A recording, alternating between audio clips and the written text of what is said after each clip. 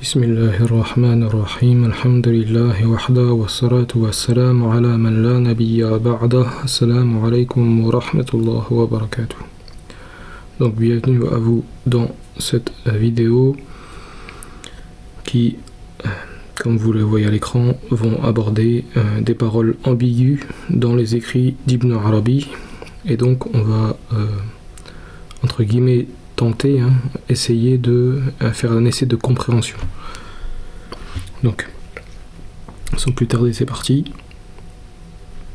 Donc, là, tout ce que je vais retranscrire, tout ce que vous allez voir à l'écran, c'est à la suite de conversations que j'ai eues avec ChatGPT, dans laquelle je lui demandais justement des sources, etc.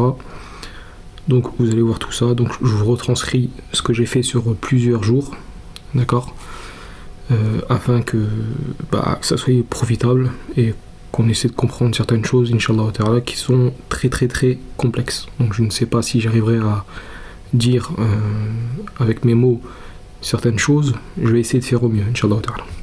Donc avant de commencer vraiment à rentrer dans le sujet, il est bien de comprendre un peu, on va dire, certains termes, plus ou moins, en tout cas un terme, ce qu'on appelle Tajalli Ilahi, d'accord, que signifie la manifestation divine.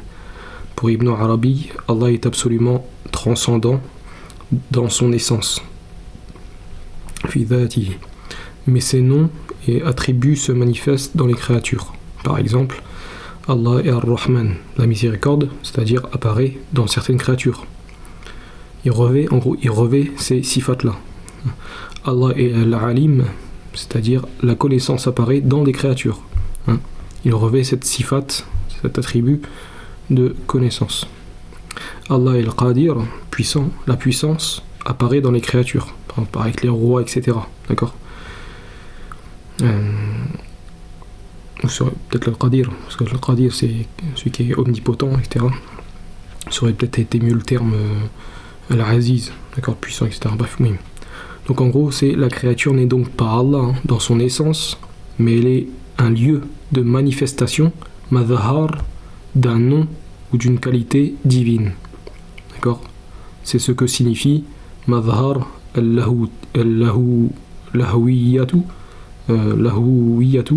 al-ilahiyya. Donc lieu, c'est-à-dire lieu de manifestation de l'identité divine.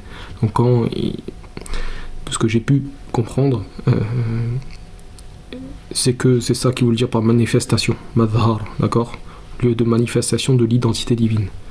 Et donc tajalli, c'est-à-dire la manifestation, et madhar, c'est le lieu de manifestation. Donc voilà pour ce premier point. Donc on continue.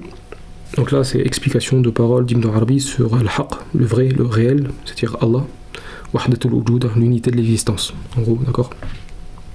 Parmi les paroles d'Ibn Arabi dans Al-Futuhat al-Makkiyya, il dit « Gloire donc à celui qui a fait apparaître les choses alors qu'il en est leur essence ou leur réalité même. » فمن كلام ابن عربي في الفتوحات المكية فسبحان من أظهر الأشياء وهو عينها. Donc il y a les sources tout en bas, etc. D'accord. Et dans le chapitre consacré à Houd, donc petite parenthèse, وهو عينها, donc c'est traduit par leur essence ou leur réalité, donc leur essence même, alors qu'il est la source, d'accord, si on pourrait, parce que aïn, quand on dit la source de tel contrée, d'accord, aïnou, d'accord, on dit la source de tel lieu, d'accord, quand on parle d'une source d'eau.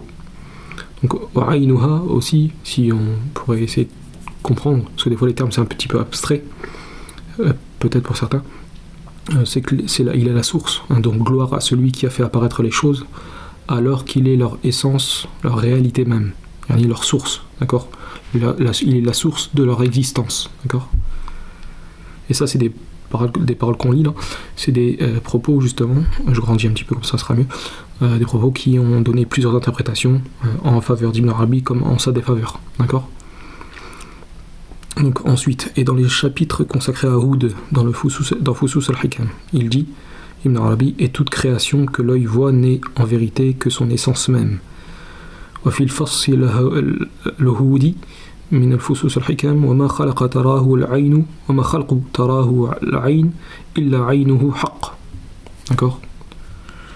Al-Qaysari dit dans son commentaire, c'est-à-dire qu'il n'y a aucune créature dans l'existence que l'œil puisse contempler sans que son essence, sa source et sa réalité ne soient l'essence même du réel. Donc là, ça pourrait porter à confusion, d'accord. Mais le but c'est de comprendre bien, d'accord, d'essayer de trouver un bon sens d'interprétation. En se rappelant que, comme il disait Ibn Taymiyyah, il disait en substance de faire attention car les soufis ils ont leur propre terminologie qui diffère du commun des gens, donc ils emploient des termes qui justement portent à confusion, que si on les prend dans leur sens apparent ça peut induire la mécréance, etc., alors que eux-mêmes ne visent pas ceci, d'accord. Oui. Et d'ailleurs il y a une parole de Ibn al-Qayyim dans le tome 3 en français, dans l'édition Madarij as-Salikin, le sentier des itinérants, édition Al-Buraq, c'est tome 3, page 85, qui dit fa iyyaka wa iyyaka. Donc il dit prends garde, Ibn Qayyim, il dit prends garde et prends garde, encore une fois, au al-fadh, yani al-qimaqal ou al-fadh, yani que les gens parmi le soufia, etc., ils utilisent. Car ceci est la cause de tout malheur. Et après il explique que justement parce que à cause parmi ces gens-là, parmi ceux qui utilisent ces termes-là, il s'y trouve le fa'asir ou le zindir, l'hérétique, comme le sadiq, comme le véridique. D'accord. Donc voilà, bref. Je compte sortir cette parole-là dans un post, peut-être, Inch'Allah, et on verra bien, Inch'Allah. Donc voilà, donc Al-Qaysari, quand il commente la parole d'Ibn Arabi, il dit c'est-à-dire qu'il n'y a aucune créature dans l'existence que l'œil puisse contempler sans que son essence, sa source et sa réalité ne soient l'essence même du réel qui se manifeste dans cette forme. D'accord. Là, il faut comprendre que moi, ce que je comprends, si vraiment on veut comprendre, parce qu'encore une fois, je répète, c'est quelque chose de très profond, c'est de la métaphysique, etc. D'accord, c'est quelque chose de très très très profond. Donc, on essaie de comprendre de la meilleure manière, Inch'Allah. C'est que, en gros, moi, ce que je comprends là, c'est que Allah, quand il dit se manifeste dans cette forme, d'accord, c'est-à-dire que, comment on pourrait dire ça, Dieu l'a voulu le créer sous cette forme-là, d'accord, il se manifeste dans cette forme-là, d'accord, comme Allah l'a entendu. C'est donc le réel qui est contemplé, d'accord, parce que c'est lui qui a créé cette création. Donc à travers ceci, tu contemples le Créateur. Pas que justement, faut pas comprendre que le Créateur est dans la créature, d'accord? Non, pas du tout. Et on verra justement dans une vidéo qui viendra au moment venu, qu'on prendra des paroles de Sha'rani dans Al-Yawaqit wal-Jawahir fi Bayan Aqaid al-Akabir. Il y aura un chapitre entier qui justement montre les paroles d'Ibn Arabi qu'il s'innocente et qu'il refuse le hulul et l'ittihad, d'accord? Oui. Donc je le répète, le Sharh d'Al-Qaysari sur la parole d'Ibn Arabi. C'est-à-dire qu'il n'y a aucune créature dans l'existence que l'œil puisse contempler sans que son essence et sa réalité ne soient l'essence même du réel, qui se manifeste dans cette forme. C'est donc le réel qui est contemplé, tandis que la création est illusoire, d'accord? Car elle n'a pas de vie, à proprement dit, elle n'est pas indépendante, car c'est Dieu qui a donné cette vie à cette création. C'est pourquoi elle est ainsi appelée, car khalq, création dans la langue arabe, signifie la fausseté, le mensonge, la falsification, selon la traduction, et la détermination. وقال القيصري في شرحه أي ليس خلق في الوجود تشاهده العين إلا وعينه وذاته عين الحق ظاهر في تلك الصورة فالحق هو المشهود والخلق الموهوم لذلك يسمى به فإن الخلق في اللغة الإفك والتقدير. Donc là, quand Al-Qaysari il dit que dans la langue arabe, ceci, al-khalq, ça signifie la fausseté ou le mensonge, selon ifk, parce que le ifk, ça a plusieurs sens. Donc la fausseté, le mensonge, la falsification, et que taqdir, la détermination, c'est parce que déjà, en plus, il y a des versets du Coran, par exemple, en parlant de al-khalq, qui ressemblent à ceci. Je sais plus c'est quel verset, j'avais vu les versets en question, qui ressemblent en gros, ils sont synonymes de khalq. D'accord, mouhim. Bon, on poursuit, Inch'Allah. Ibn Arabi dit dans le chapitre consacré à Ya'qub, les choses possibles demeurent dans leurs principes. Donc dans le chapitre de Ya'qub, c'est-à-dire à Fusus al-Hikam, les choses possibles demeurent dans leur principe, qui est le néant. D'accord, donc les choses qui rentrent en existence à la base, ils sont dans le néant. Il n'y a d'existence que l'existence du réel. La véritable existence, c'est ce qui est la véritable vie. Hayat al-Haqiriyya, c'est Allah tabaraka wa ta'ala. D'accord, celui qui est la véritable vie, parfaite, kamila, complète, c'est Allah tabaraka wa ta'ala.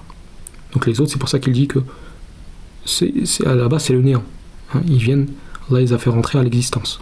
Donc il n'y a d'existence que l'existence du réel, sous les formes des états dans lesquels se trouvent les choses possibles en elles-mêmes et dans leur essence.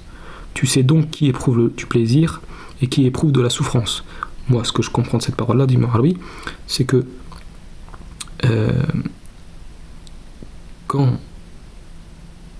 parce que vu que c'est Allah qui a créé ces créatures, ils voient ce qu'ils font, d'accord?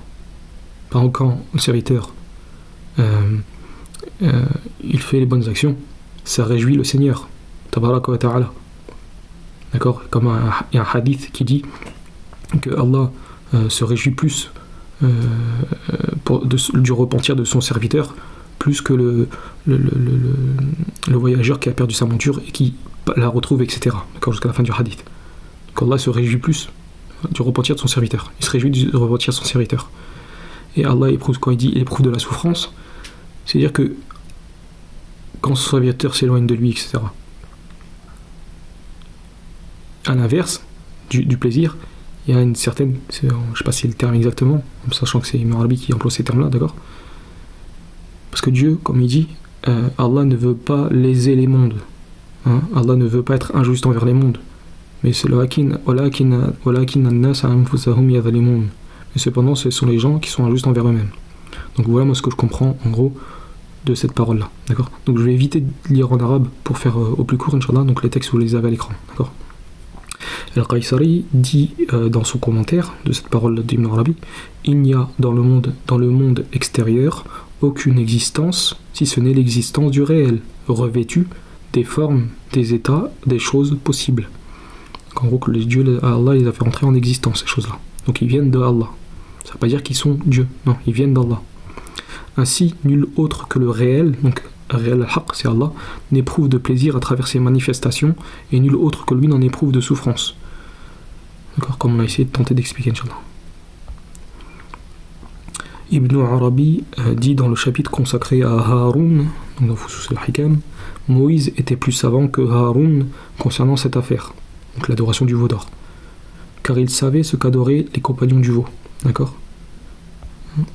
Al-Qaysari explique concernant cette parole, il dit dans son commentaire de Fusus al-Hikam, c'est-à-dire que Moïse savait en réalité ce qu'avaient adoré les compagnons du veau. Donc ça, on y reviendra plus tard, Inch'Allah, justement. Il y a des paroles qu'on va voir plus en détail, Inch'Allah, en essayant d'expliquer. Et là, par contre, on verra que parmi ces paroles-là, ce sont des paroles qu'il n'est pas possible d'expliquer d'un bon sens. Bon sens, c'est-à-dire que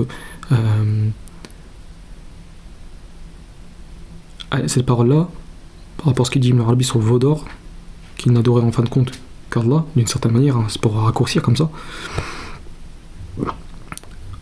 Bref, on va revenir en détail, on verra que justement les preuves sur quoi il s'appuie Ibn Arabi, par exemple sur 17, verset 23, وَقَدَى رَبُّكَ, c'est parce que ça démarre de là en gros. Ton Seigneur a décrété, lui il interprète ceci comme ton Seigneur a statué, a hakama, a statué que rien en dehors de lui ne serait adoré dans ce monde.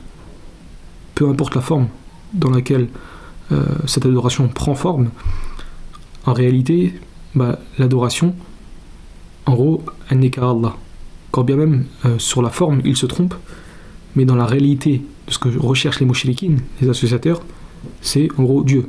C'est ça qui en gros fait comprendre ce que Ibn Arabi fait comprendre. D'accord? Et vous verrez bien par vous-même les propos, Inch'Allah. Donc, Ibn Arabi dit également en raison de sa connaissance, donc là c'est la suite de Fusus al-Hikam sur le chapitre de Haroun, en raison de sa connaissance, donc la connaissance de Moïse, en raison de sa connaissance du fait qu'Allah avait décrété qu'il n'adorerait que lui, comme il l'a dit, et ton Seigneur a décrété que vous n'adoriez que lui. Et il dit, et Allah ne décrète aucune chose sans qu'elle ne se produise. Ainsi, le reproche de Moïse à son frère, à Haroun, eut lieu lorsque l'affaire se produisit, en raison de sa désapprobation de celle-ci et de son incapacité à l'accueillir, à accueillir l'adoration du veau d'or. Car selon Ibn Arabi, Moïse avait connaissance en face de ce qu'ils adoraient, ce qu'ils cherchaient à travers ceci, et que Haroun n'avait pas compris. Et son incapacité à accueillir, on va dire, cette chose-là, d'accord, ce concept-là.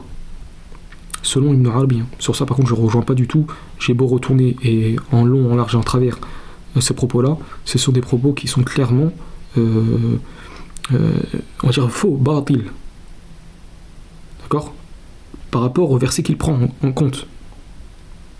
Et bref, on verra que c'est certaines choses sont assez complexes. Al-Qaysari dit, c'est-à-dire que Moïse, donc il explique la parole d'Ibn Arabi, c'est-à-dire que Moïse reprocha à son frère Haroun d'avoir désapprouvé l'adoration du veau et de ne pas avoir eu le cœur assez large pour cela, pour accepter cela, selon en gros le concept de ce que Ibn Arabi dit. C'est-à-dire que Moïse était au courant de ce qu'il en était en réalité. Car en gros Moïse savait en gros que Dieu avait décrété que de toute éternité, que rien en dehors de lui en réalité ne serait adoré à sa place, d'accord, quand bien même dans la forme il y a du shirk, la réalité de ce qu'ils cherchent, les mushrikines, en gros ça serait Dieu, mais c'est la forme qui le revêt selon la conception de l'adorateur. En gros on va dire ça comme ça, d'accord. Donc Ibn Arabi dit également, car le connaissant, donc ça c'est toujours dans le chapitre sur Haroun de Fusus al-Hikam, car le connaissant est celui qui voit le réel en toute chose. Bien plus, il le voit comme étant l'essence même de toute chose. D'accord, la source de toute chose. Ainsi Moïse éduquait Haroun d'une éducation fondée sur la connaissance. D'après Ibn Arabi, alors là c'est là que ce poème-là qui est rapporté en fin de compte, le vrai poème c'est pas comme ceci, en tout cas une partie du poème, donc là je cite quand même, mais je reciterai à nouveau le poème entier dans sa forme la plus on va dire authentique. Donc d'après Ibn Arabi, les créatures ont formé sur la divinité, sur Dieu, des croyances, et moi j'ai cru, alors que dans le poème de Futuhat al-Mikya c'est dit et moi j'ai été témoin. D'accord, c'est pas dit j'ai cru en tout ce quoi elles ont cru. Maintenant c'est dit et moi j'ai été témoin en tout ce en quoi elles ont cru. D'accord. Donc en arabe c'est Wa'an Ibn Arabi aqaidul khalaiq fi ilahi aqaidan wa ana a'taqidtu wa fi al-ma'na yani fusus al-hikam wa fi al-futuhat al-makkiyah wa ana shahidtu bi kulli ma a'taqaduhu. Donc Al-Qaysari dit dans son commentaire des Fusus,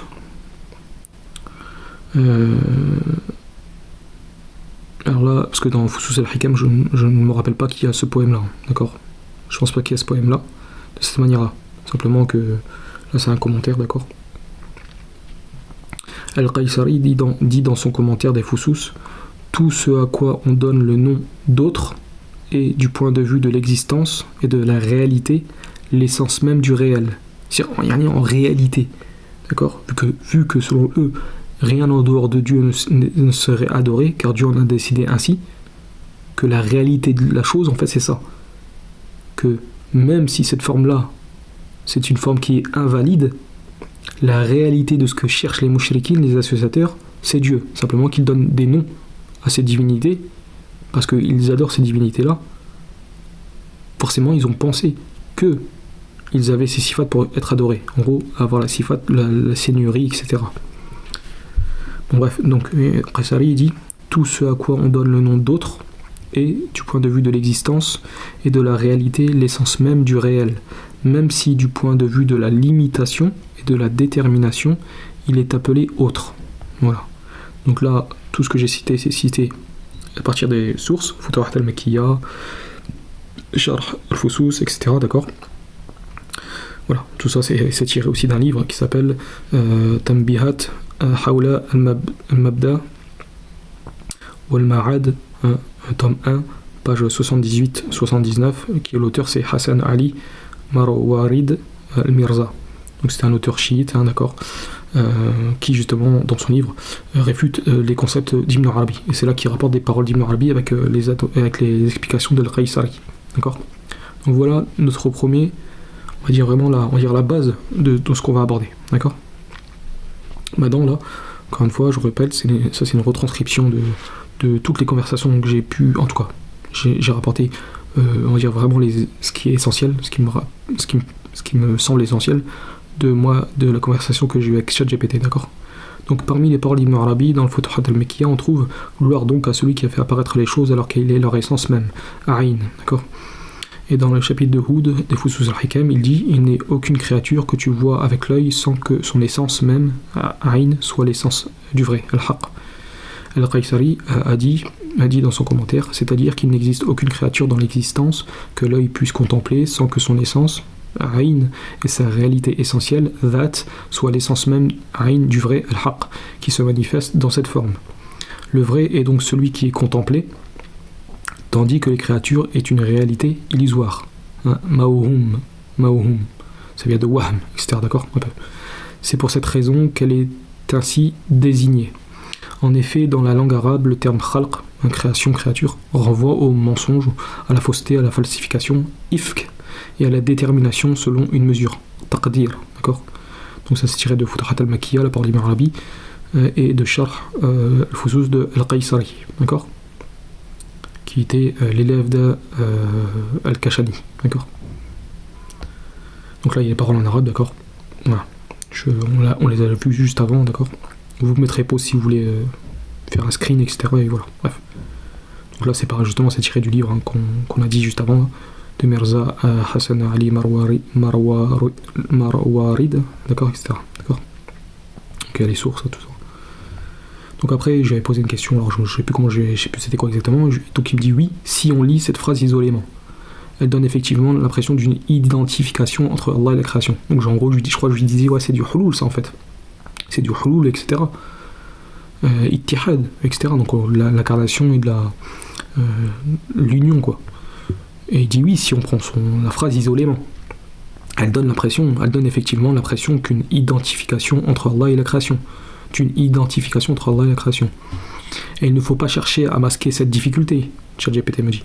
Mais chez Al-Qaysari, le terme Aïn, d'accord, et la distinction entre l'existence absolue et les déterminations formes sont essentielles pour comprendre ce qu'il affirme. Excusez-moi. Donc après il me dit, prenons sa phrase morceau par morceau. Donc laysa al-khalq fil wujud tushahiduhu al-ayn illa wa aynuhu wa dhatuhu aynul haqq zahiru fi tilka as-sura. Nous on prend phrase par phrase. Donc il n'existe aucune créature.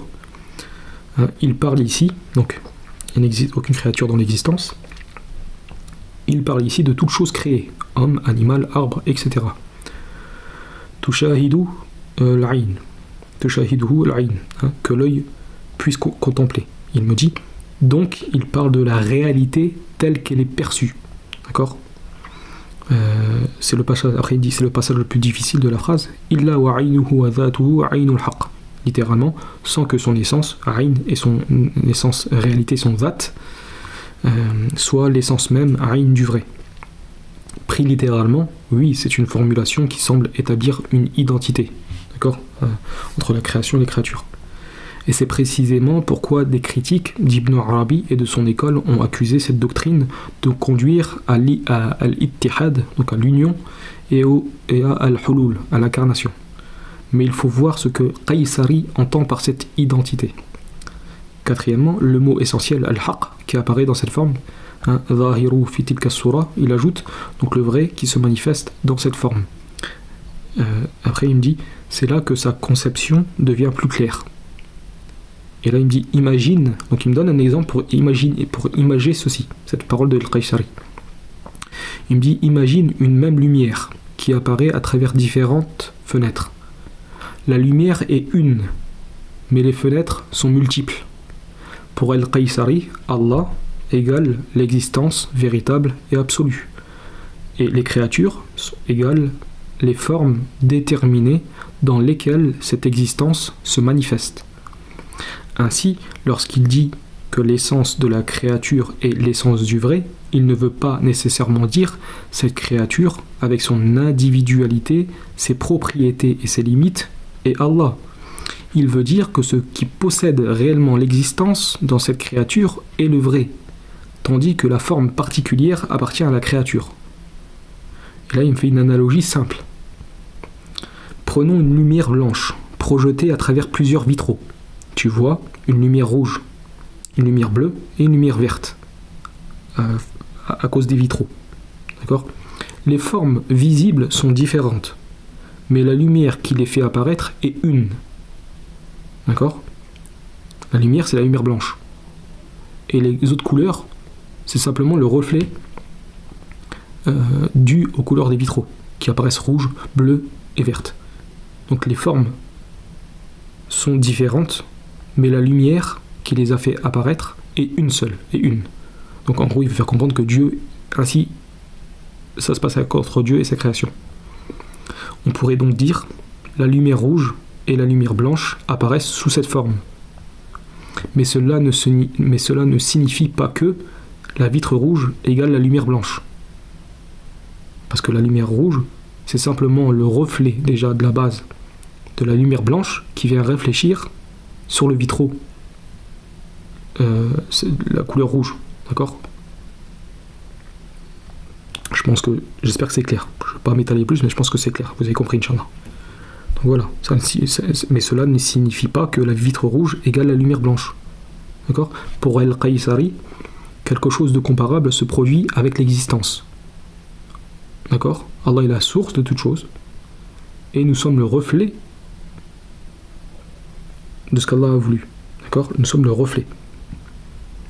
D'accord ? Donc la multiplicité appartient aux formes, l'existence véritable appartient au vrai. D'accord ? 6. Il me dit, mais attention, Al-Qaysari ne dit pas simplement Allah est dans les créatures. C'est très important. Il ne s'agit pas nécessairement de hulul. Allah serait contenu dans une créature. Pourquoi ? Parce que cela supposerait qu'Allah soit une chose et que la créature soit une autre chose qui contiendrait Allah. Or, dans la métaphysique d'Ibn Arabi et d'Al-Qaysari, et des autres de ses disciples, l'existence divine n'est pas une chose qui entre dans une autre chose. C'est plutôt Allah est l'être absolument nécessaire, tandis que les créatures sont des réalités possibles qui ne possèdent pas d'existence indépendante, en gros de Dieu, d'accord ? Car on ne peut être vivant que parce que le vivant nous accorde la vie. Septièmement, et c'est précisément là qu'intervient Mawhum, d'accord, illusoire. Al-Qaysari dit immédiatement le vrai est donc celui qui est contemplé, tandis que la création est illusoire, d'accord, celle qui est illusoire. Cela signifie que, selon lui, lorsque tu regardes une créature, tu distingues spontanément voici un arbre, voici un homme, voici une pierre. Mais cette distinction correspond aux formes et déterminations. Ce qui leur donne l'existence n'est pas une existence indépendante. C'est pourquoi il parle de ma'hum, de illusion. Huitièmement. Mais cela pose effectivement un problème théologique. Et tu as raison de le relever. Donc, ce qu'il me disait. Si l'on dit l'essence de la créature et l'essence du vrai, A'inul khalq, A'inul haqq, on peut parfaitement demander alors quelle différence reste-t-il entre Allah et la création ? C'est précisément l'objection classique, en gros de ceux qui ont objecté à Ibn Arabi et à ses disciples. C'est ces genres de phrases-là. Et la réponse des akbariens, de la pensée d'Ibn Arabi, consiste à dire il y a distinction entre l'existence absolue, al-wujud al-mutlaq, c'est-à-dire Allah, et de les déterminations, les formes. Ta'yinat wa sura, c'est-à-dire le monde. La créature n'est donc pas Allah dans sa détermination particulière, mais l'existence par laquelle elle existe ne constitue pas une existence indépendante de l'existence divine. Neuvièmement, et Ibn Arabi lui-même affirme une distinction de rang. C'est pourquoi le passage que nous avons trouvé précédemment est extrêmement important. La yasihu an yakuna al-khalq fi rutbatu al-haqq ta'ala abadan, kama la yasihu an yakuna al-ma'lul fi rutbatu al-'illatu. Donc il dit, Ibn Arabi, un de ces passages, je crois, de Futuhat al-Makkiyah, il n'est absolument jamais possible que la création soit au rang du vrai, tout comme il n'est pas possible que l'effet soit au rang de sa cause. D'accord ? Il n'est absolument jamais impossible que la création soit au rang du vrai, tout comme il n'est pas possible que l'effet, d'accord, l'effet, en gros, c'est les créatures, ça c'est l'effet, soit au rang de sa cause. La cause qui rend que les créatures sont entrées en existence, c'est Allah. D'accord ? Et il dit encore, donc Ibn Arabi, wal haqqu ta'ala lam yabrah ou yabruh fil martabatu wujud wa wujudihi li nafsihi. Le vrai n'a jamais cessé d'être au rang de celui dont l'existence est nécessaire par lui-même, tandis que al-alam lam yabruh fi rutbatu imkanihi. Donc le monde n'a jamais cessé d'être au rang du possible. Voilà. Donc Ibn Arabi maintient une différence fondamentale entre al-haqq, contre Allah, le vrai, le réel, et al-khalq, la création. Dixièmement, mais est-ce vraiment de l'ittihad, d'accord ? C'est ici qu'il faut distinguer les termes. Hulul, ce serait, ça signifie Allah entre, se trouve dans une créature. Ce n'est pas exactement ce que dit Al-Qaysari. D'accord ? On est dans la profondeur des choses, c'est pas ce qu'il dit. Ni Ibn Arabi, quand on vient de le voir, qui refuse ces termes-là, etc. Qui fait clairement une distinction. Et aussi, ittihad, ça veut dire, ce serait Allah et la créature deviennent une seule réalité après avoir été deux. Là encore, ce n'est pas exactement la manière dont Al-Qaysari présente sa doctrine, puisqu'il ne parle pas de deux existences indépendantes qui se réuniraient.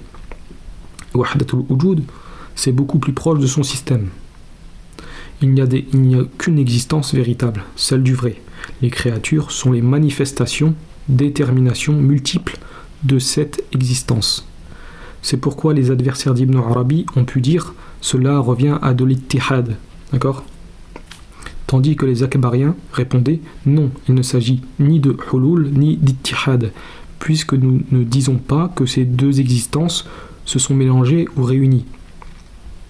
Onzièmement, et c'est là que ton observation est très importante, donc me disait ChatGPT, tu avais remarqué précédemment qu'Ash-Sha'rani cite Ibn Arabi,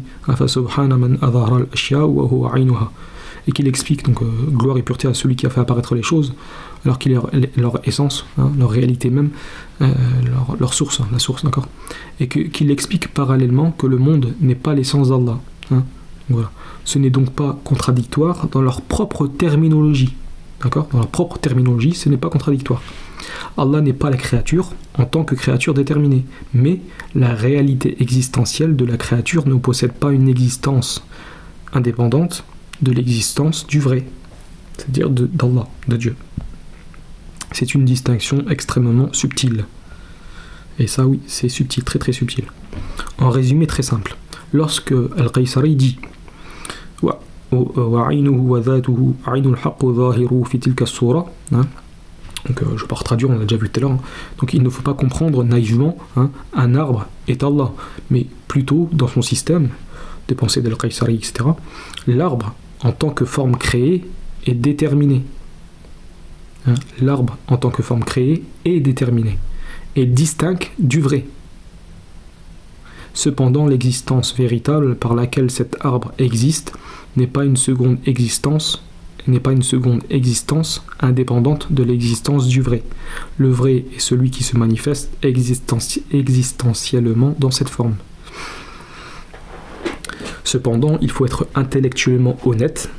La formulation d'Al-Qaysari est suffisamment forte pour que l'on comprenne pourquoi certains savants l'ont considéré comme problématique et l'ont accusé de conduire à l'ittihad.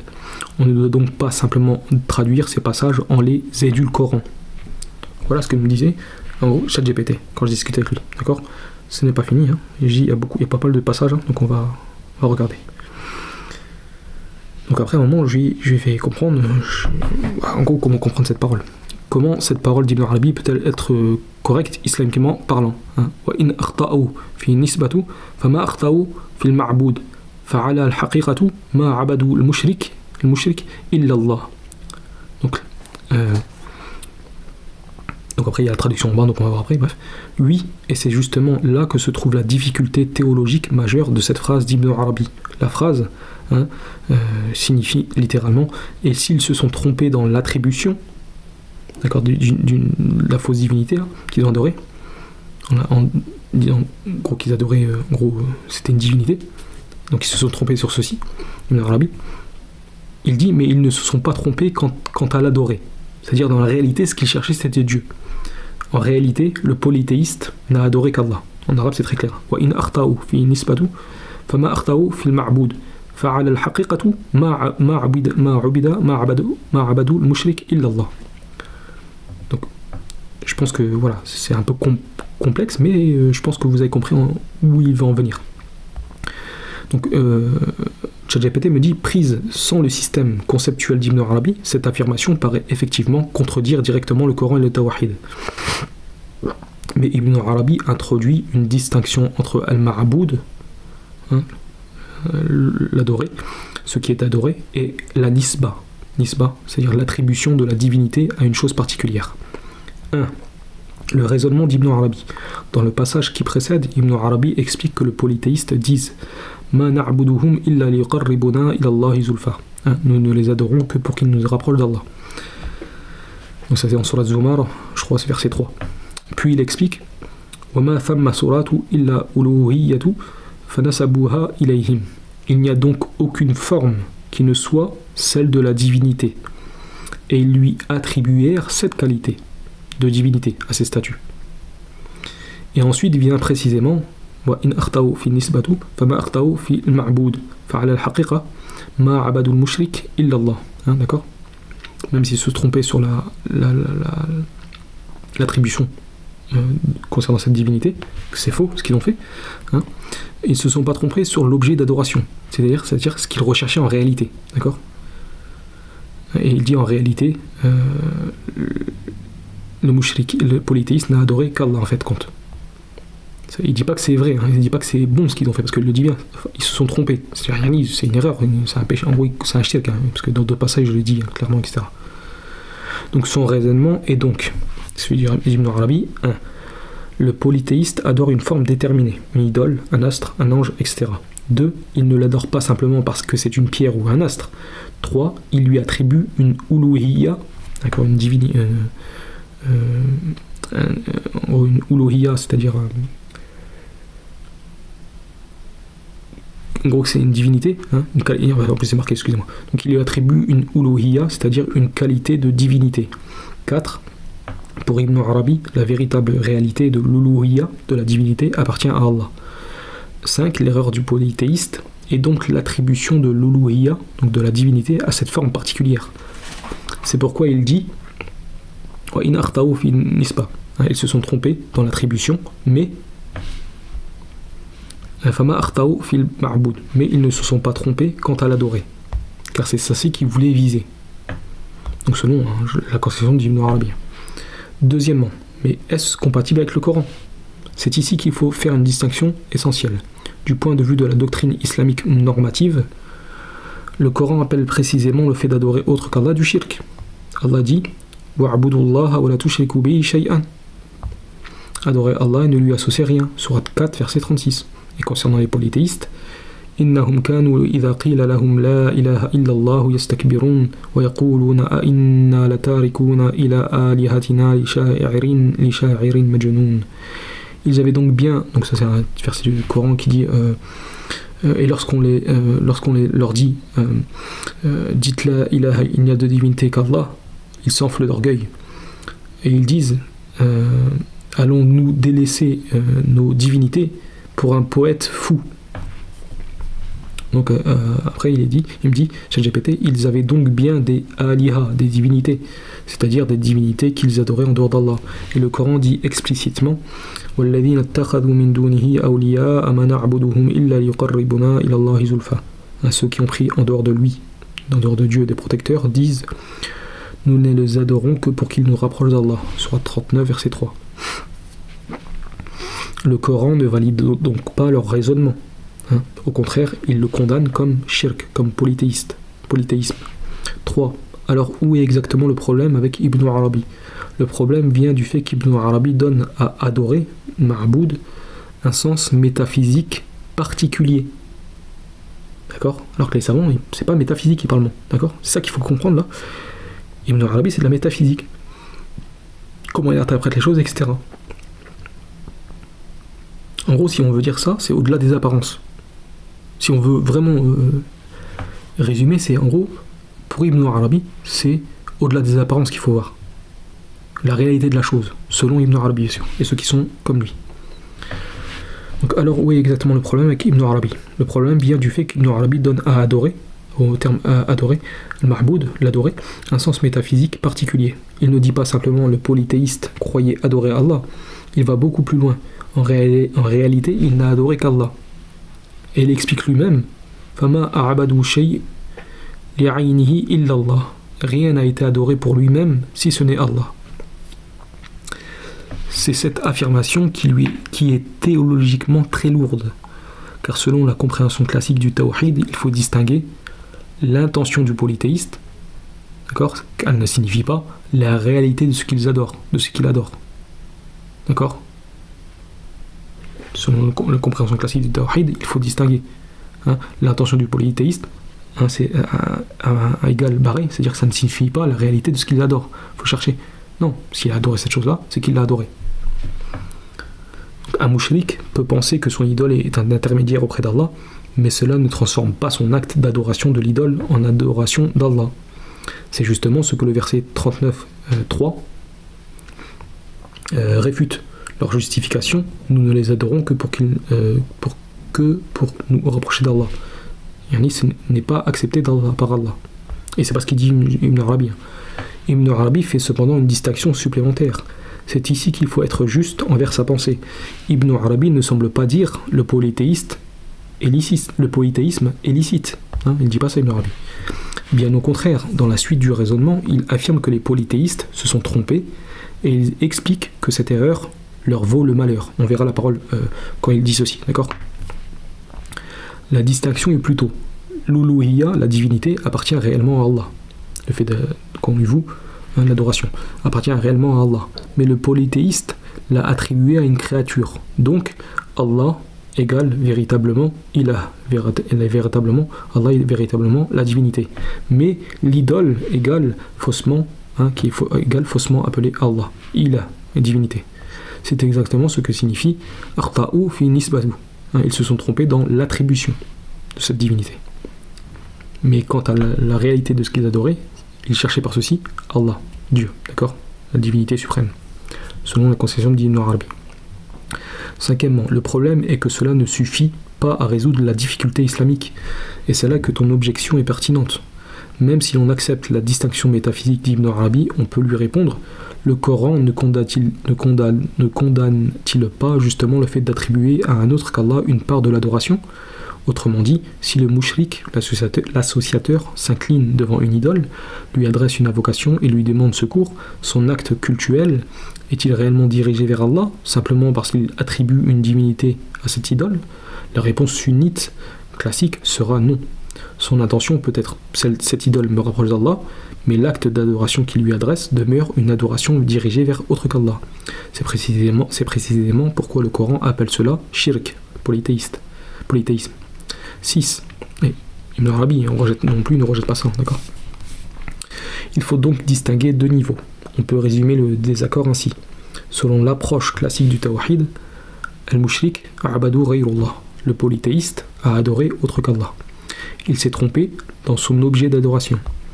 Selon la formulation maintenant métaphysique d'Ibn Arabi, Ma abadul mushrik illallah. En réalité, le polythéiste n'a adoré qu'Allah.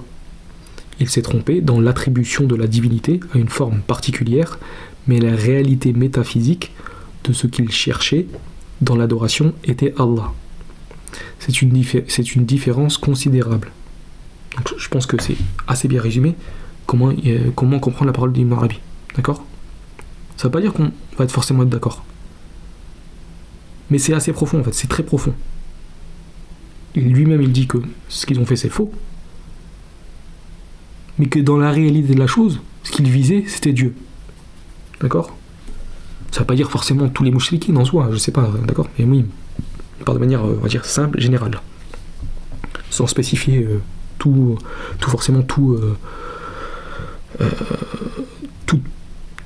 sujet, hein, d'accord ? On parle de manière générale, sans spécifier forcément une chose, d'accord ?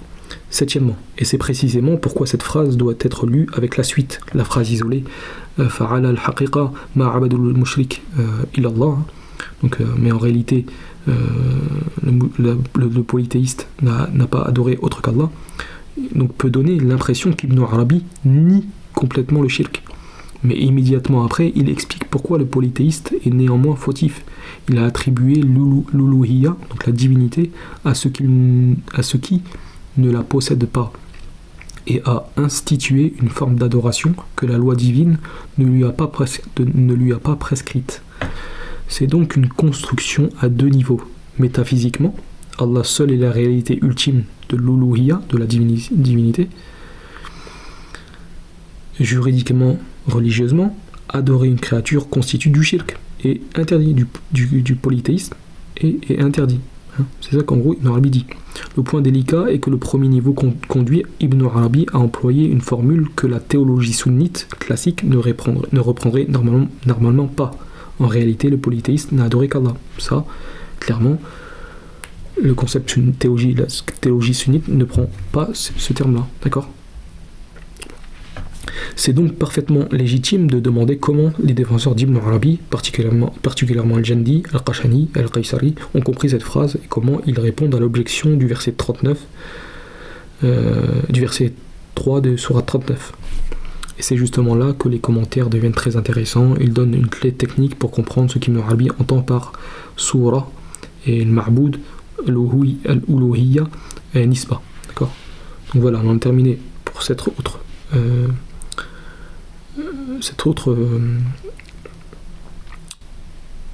échange avec ChatGPT. Un autre échange.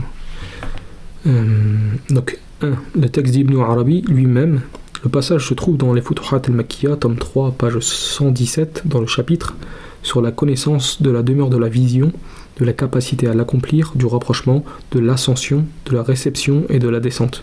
Fi ma'rifatu al-manzil, al-ru'ya, wal-quwwa, alayha, wa tadani, wa talqi, wa tadli. Traduction. Ne vois-tu pas sa manifestation par le jugement? Donc là, c'est après, je crois que c'est en arabe, je crois. Ouais, la suite en arabe, on voit. Tiré de Futuhat al-Makkiyya, on a donné la source. Ne vois-tu pas sa manifestation par le jugement dans les entités prises comme divinités, par jalousie divine, lorsqu'il a jugé, statué et décrété, et déterminé, qu'il ne serait adoré que lui. Il l'a également annoncé lorsqu'il dit « Et ton Seigneur a décrété que vous n'adoriez que lui ». Ça, c'est sur 17, verset 23. Donc lui, ce décret-là, pour lui, c'est un décret, c'est un jugement.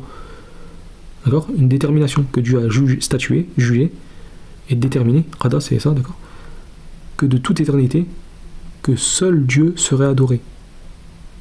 En gros, la réalité de la chose, quand il y a même ces mouchriquines, ils associent à Dieu ces formes particulières, la réalité, ce qui est visé, c'est Dieu. Selon, encore une fois, la conception et la compréhension d'Ibn Arabi. Et qu'on verra que cet qada, comment il l'applique, n'est pas possible, et en contradiction claire avec la suite du verset, qui dit « Wa bilwa elidaini ihsana » et ton Seigneur a décrété, si on prend Ibn Arabi, statué, déterminé, c'est-à-dire que, en gros, quoi qu'il arrive, les parents aussi, même si en apparence on leur désobéit, en fin de compte on leur obéit, ça n'a pas de sens en fait, ça n'a pas de sens en fait, c'est là que ça n'a pas de sens. À moins que quelqu'un me trouve une explication valable, mais vraiment, mais j'ai vraiment retourné la question en long, en large, à travers, et il n'y a pas de solution là à ce problème-là. Car c'est ça la source, c'est le verset là, comment il le comprend. Et comment ils le comprennent, la pensée akabarienne. Donc les savants du savoir, donc là c'est les paroles d'Ibn Arabi, les savants du savoir formel, donc les savants de l'apparent, comprennent donc le terme décrété comme signifiant le commandement, l'ordre, que Dieu a donné un ordre. Tandis que nous, d'accord, Ibn Arabi dit nous, ceux qui sont comme nous, le comprenons comme le jugement, statut, par dévoilement. Il dit ça par kashf. Et c'est cela qui est correct. Pour Ibn Arabi, c'est ça qui est correct, la compréhension de ce verset-là. En effet, ils ont reconnu qu'ils n'adoraient ces choses que pour qu'elles les rapprochent d'Allah, cherchant par cela une proximité. Ils les ont donc placés au rang de représentants apparents sous la forme de celui qui les avait mandatés. Il n'y a aucune forme qui ne soit l'uluhiyya, la divinité, ils la leur ont donc attribuée. C'est pourquoi le réel, donc Allah, satisfait leurs besoins lorsqu'ils recourent à elle comme intermédiaire auprès de lui. Et ceci, Allah il fait ceci par jalousie de sa part, à l'égard du rang. Donc fait, l'adoration, ça revient qu'à lui. Afin qu'il ne soit pas lésé. D'accord ? Et ils se sont trompés dans l'attribution, alors, et s'ils se sont trompés dans l'attribution, donc Ibn Arabi, il dit pas là c'est genre si, c'est genre possible, non, là c'est, et certes, en gros, s'ils se sont trompés dans l'attribution de l'objet de l'adoration, cette forme-là qu'ils ont adorée, alors ils ne se sont pas trompés quant au rang, d'accord, de celui adoré. D'accord ? Donc là c'est en arabe la parole, d'accord ? C'est, la référence est vérifiable dans l'édition Boulaq, Meimania, d'accord ? Donc après il y a les sources tout en bas, etc. Donc en arabe, encore une fois, il y a les sources en arabe de ce qu'on vient de lire en français, d'accord ? Qui sont juste là. Deuxièmement, le commentateur le plus intéressant, l'émir Abd al-Qadir al-Jazairi. Ici, nous avons quelque chose de beaucoup plus solide. Alors, petite parenthèse, parce qu'en fait, j'ai vérifié plusieurs commentaires, Al-Jandi, Al-Qunawi, Al-Qaysari, etc. Et franchement, le commentaire de l'émir Abd al-Qadir al-Jazairi, d'accord, qui est un akbarien, d'accord, c'est la plus, à mon sens, c'est la plus compréhensible, d'accord, qui explique la parole d'Ibn Arabi, etc. D'accord ? Donc ici, nous avons quelque chose de beaucoup plus solide.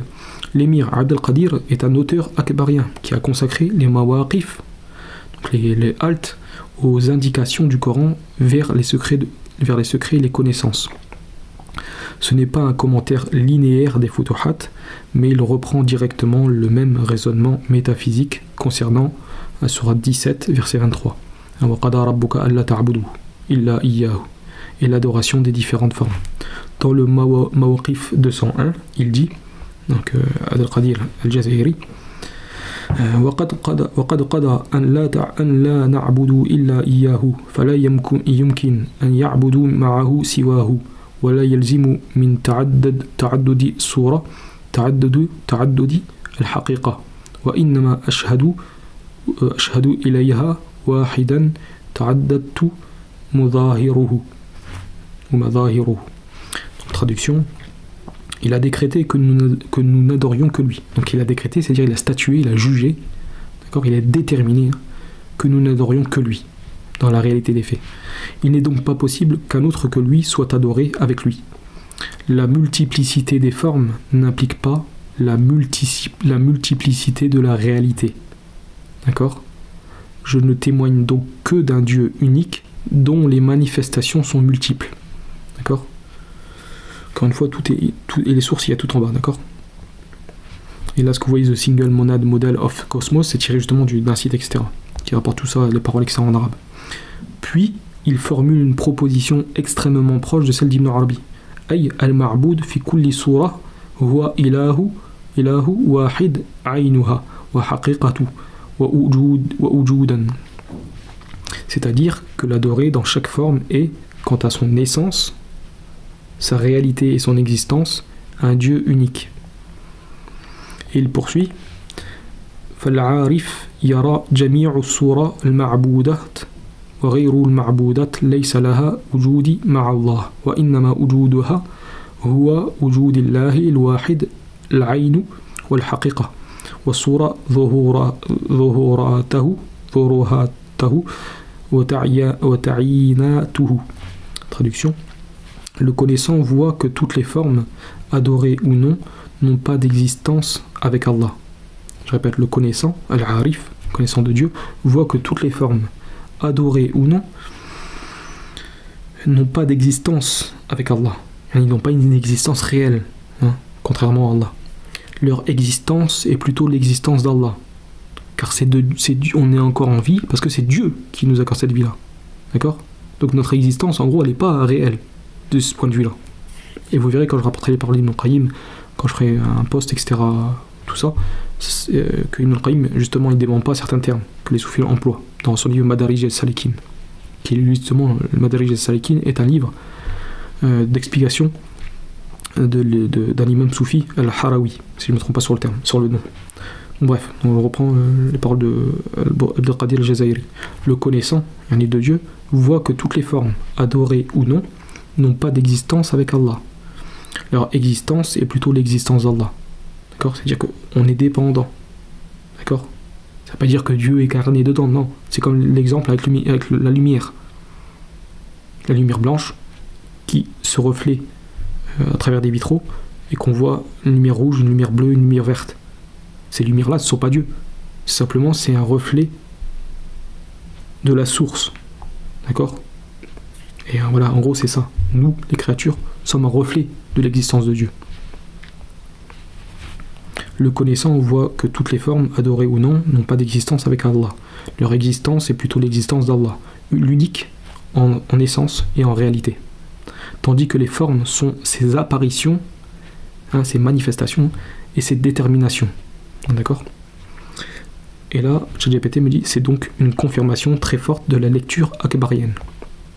C'est pour ça que j'ai vraiment bien aimé ces paroles de Qadir al-Jazairi, parce qu'elles sont assez claires, explicites, sont plus compréhensibles. Mais le Mawqif 348 est encore plus directement pertinent. L'émir Abdel Qadir al-Jazairi écrit, rahimallah, Ay la ma'bouda fi kulli surah ubidat min malak wa ins wa jinn wa shams wa qamar wa kawkab wa hayawan wa shajara wa hajar wa tabi'atu illa Allah فإنه تعالى ظاهر وتلك الصورة هي مظاهرة وتعينت لإله الحق. Traduction. Il n'y a donc aucun adoré dans toute forme qui ait été adoré, ange, homme, djinn, soleil, lune, astre, animal, arbre, pierre ou nature, si ce n'est Allah, car lui est le manifeste, et ses formes sont les manifestations et les déterminations du Dieu véritable. Attention, ça ne veut pas dire que ça c'est correct, d'accord ? Comme Ibn Arabi dit, et s'ils se sont trompés, certes ils se sont trompés sur l'attribution, d'accord ? Et immédiatement après, il précise quelque chose de très important. وكل عابد إنما قصدوا بعبادته وتذلله في نفس الأمر الحقيقة والتي بيدها الضر والنفع والعطاء والمنع وليس ذلك إلا للواحد الأحد تعالى فهو المقصود المراد لكل عابد. Traduction. Tout adorateur ne vise en réalité, par son adoration et son humiliation, son humiliation, que la réalité qui détient le pouvoir de nuire et de profiter, de donner et de retenir. Et cela n'appartient qu'à l'unique, l'un, le Très-Haut. C'est donc lui qui est visé et recherché par tout adorateur. Et d'ailleurs, un verset du Coran où je crois que c'est le peuple de Shu'aïb, ils ont dit à Shu'aïb, alayhi salam, paix sur lui, et nous pensions que si un malheur t'atteint, ce sera par nos divinités. C'est-à-dire que voilà, ils ont attribué un pouvoir qui appartient à Allah, à ces divinités, parce qu'ils pensaient justement qu'ils avaient ce pouvoir, alors que Allah seul appartient. Donc ils se sont trompés. Ce qui veut dire Ibn Arabi, etc., et les Akbariens, ils se sont trompés dans l'attribution. Mais la réalité, ils ne se sont pas trompés sur l'adoration, sur l'adorer. C'est-à-dire que le but qu'ils visaient, c'était Dieu, selon leur conception. Donc c'est donc lui qui est visé et recherché par tout adorateur. Et il applique ensuite explicitement le verset 23 de sourate 17. وقوله تعالى وقضى ربك ألا تعبدوا إلا إياه أي قضى وحكم أن لا يعبدوا إلا إياه تعالى بالقصد والإرادة الحقيقية باطنا وإن توجهت عبادة المشركين في ظاهر إلى الصورة. Traduction. Sa parole, et ton Seigneur a décrété que vous n'adoriez que lui, signifie, il a décrété, déterminé et jugé, statué, que nul ne serait adoré sinon lui, le Très-Haut, dans l'intention et la volonté véritable intérieurement, même si l'adoration des polythéistes se dirige extérieurement vers les formes. Voilà donc une réponse akbarienne explicite à notre problème. Et elle est très intéressante parce que l'émir Abd al-Qadir introduit ici la distinction zahir, l'adoration se dirige vers la forme, batin, l'intention véritable se dirige vers Allah. Encore une fois, je répète, ça ne veut pas dire que ils disent que leur adoration est bonne, car ils disent eux-mêmes, Ibn Arabi, que ils se sont trompés quant à l'attribution, d'accord, de l'objet d'adoration. Mais là, ils ne se sont pas trompés quant à l'adorer, car c'est ceci qui est recherché, quand bien même ils se trompent sur l'objet d'adoration. Oui. 4. Il explique également pourquoi les Arabes sont malgré tout qualifiés de mushrikun. Il cite Ma na'buduhum illa liyuqarribuna ila Allahi zulfa. Donc, et nous ne les adorons que pour qu'ils nous rapprochent davantage d'Allah. Et il explique qu'ils ont pris les formes comme intermédiaires. Il reconnaît donc bien la condamnation coranique du shirk, donc Abd al-Qadir Jazairi. Mais il dit que leur erreur consiste à avoir séparé la forme du Dieu auquel ils cherchaient réellement à parvenir. Il conclut فصاحب الشرك أكثف حجابا وأكثر عذابا لأنه أخطأ الطريقة المخصوصة بنسبة الألوهية إلى ما لم يؤمر بنسبته إليه. Donc, traduction, celui qui attribue un associé, l'auteur qui attribue un associé, est dans un voile plus épais et subit un châtiment plus grand parce qu'il s'est trompé de voie en attribuant la divinité, l'uluhiyya, à ce qu'il n'avait pas reçu l'ordre de considérer comme tel. En gros, la charia n'y aurait pas dit ceci. Il avait dit bien au contraire d'adorer uniquement Dieu. D'accord ? Dieu seulement, pas une forme. C'est très important. L'émir Abd al-Qadir ne dit pas que le polythéiste a raison religieusement. Il dit qu'il se trompe dans l'attribution de la divinité, l'uluhiyya. Cinquièmement, il y a même un troisième passage extrêmement explicite des Mawqif 308. Il écrit حكم تعالى أن لا يعبد عابدا إلا إياه في كل معبود من سورة الملك والكوكب والشجر وحجر وإنسان وحيوان عبدوا فليس المعبود إلا هو تعالى في كل ذلك. Allah a jugé et statué qu'aucun adorateur n'adorerait autre que lui, le Très-Haut, dans tout objet adoré, ange, astre, arbre, pierre, homme ou animal. L'adoré n'est donc dans tout cela que lui, le Très-Haut. Puis il va encore plus loin.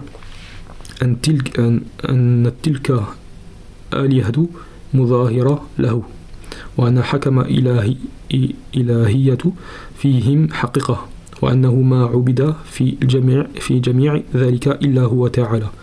Traduction, ces divinités sont ces manifestations. Et le statut de la divinité en elle est réel. Et dans tout cela, nul autre que lui, le Très-Haut, n'a été adoré. Encore une fois, il faut bien comprendre, là il parle vraiment de la profondeur des choses, de la réalité de la chose.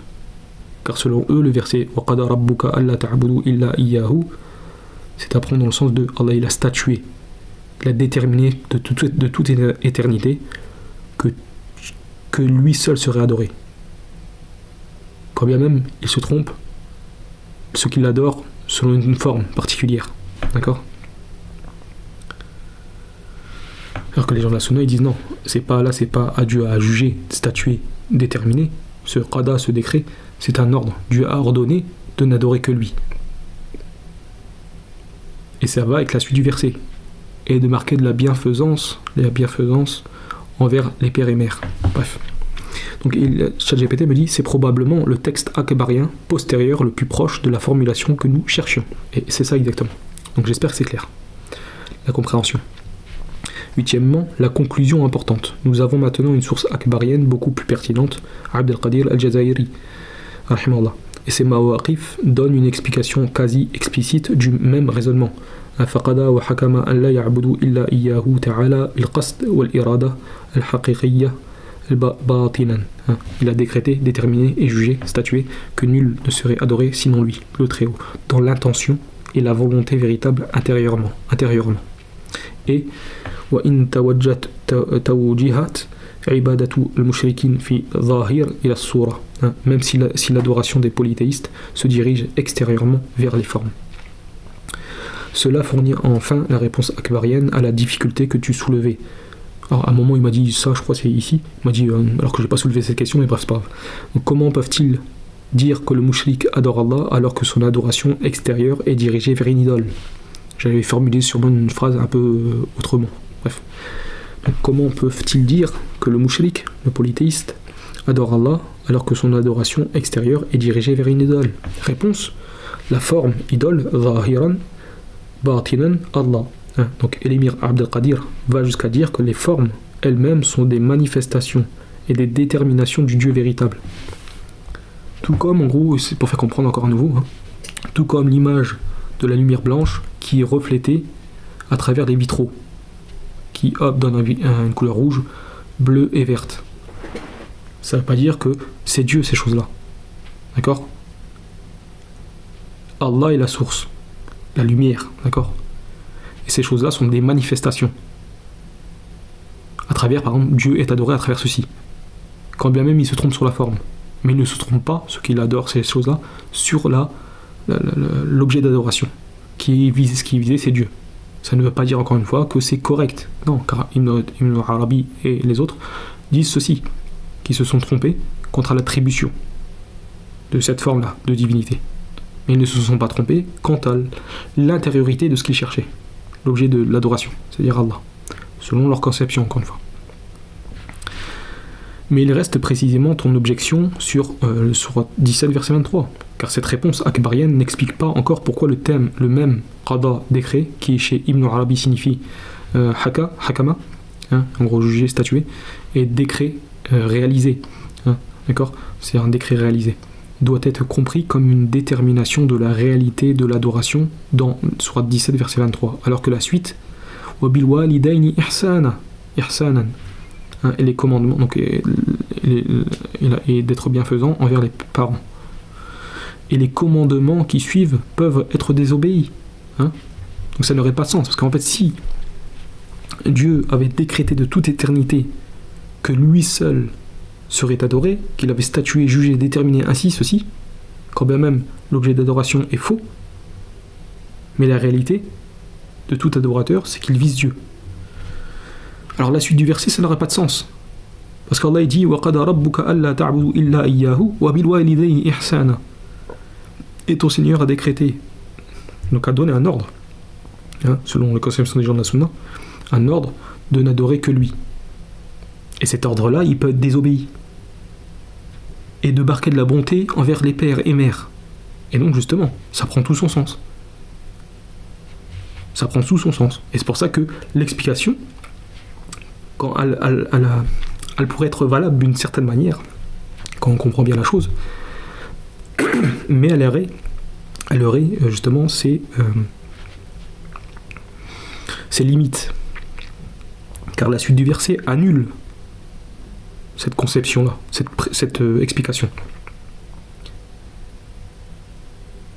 Parce que si Allah il avait jugé, déterminé de toute éternité que celui seul sera adoré, dans ce cas-là, pourquoi pour les parents? Parce que c'est juste la suite. C'est juste la suite. Pourquoi pas pour les parents? Qu'en gros, on fin de compte que même si désobéissance, dans la forme, la réalité ce serait qu'on obéit quand même aux parents. Ça n'a pas de sens. Ça n'a pas de sens là. Parce que quand on désobéit aux parents, on désobéit. Il n'y a pas intérieurement tu t'obéis aux parents. Non.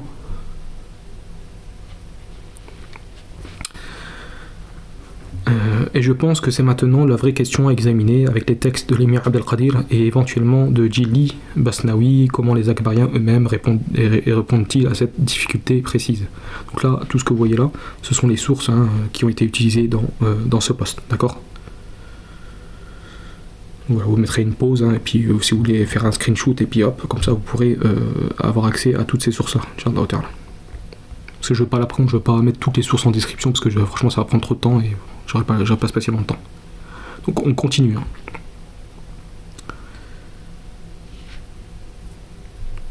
Ibn Arabi, donc là c'est le passage, en gros je crois que j'avais traduit complet. Ibn Arabi dit: en réalité le polythéiste n'a adoré qu'Allah, car s'il n'avait pas cru à la divinité de l'associé, parce qu'en fait j'ai demandé justement une parole d'Ibn Arabi, et il m'a cité la parole, parce que je me rappelais plus exactement c'était où, donc il m'a recité la parole, et après il y a eu une traduction. Donc Ibn Arabi dit: en réalité le polythéiste n'a adoré qu'Allah, car s'il n'avait pas cru à la divinité de l'associé, il ne l'aurait pas adoré. Et ton Seigneur a décrété que vous n'adoriez que lui. C'est pourquoi le réel, Allah, a éprouvé de la jalousie à l'égard de cette attribution.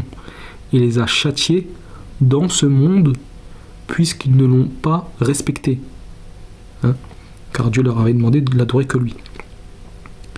Et pas une forme spécifique. Bref. Allah, leur a accordé leur subsistance, a entendu leur invocation, et leur a répondu lorsqu'ils invoquaient leur divinité, selon leurs prétentions. Ça c'est Ibn Arabi qui dit ça. Car il savait, Allah il savait, exalté soit-il, qu'il ne se tournerait vers elle que pour cette station, de la divinité, même s'ils se sont trompés dans l'attribution. Donc ça c'est un autre propos d'Ibn Arabi qui est des fois similaire, d'accord ? Ils furent donc malheureux dans l'au-delà d'un malheur éternel. Lorsque le messager les eut avertis, donc là il parle du prophète Mohammed sallallahu alayhi wa sallam, les eut avertis au sujet de l'unicité de celui à qui cette attribution de divinité revient de droit, mais qu'ils n'y prêtèrent pas attention et ne se conseillèrent pas eux-mêmes.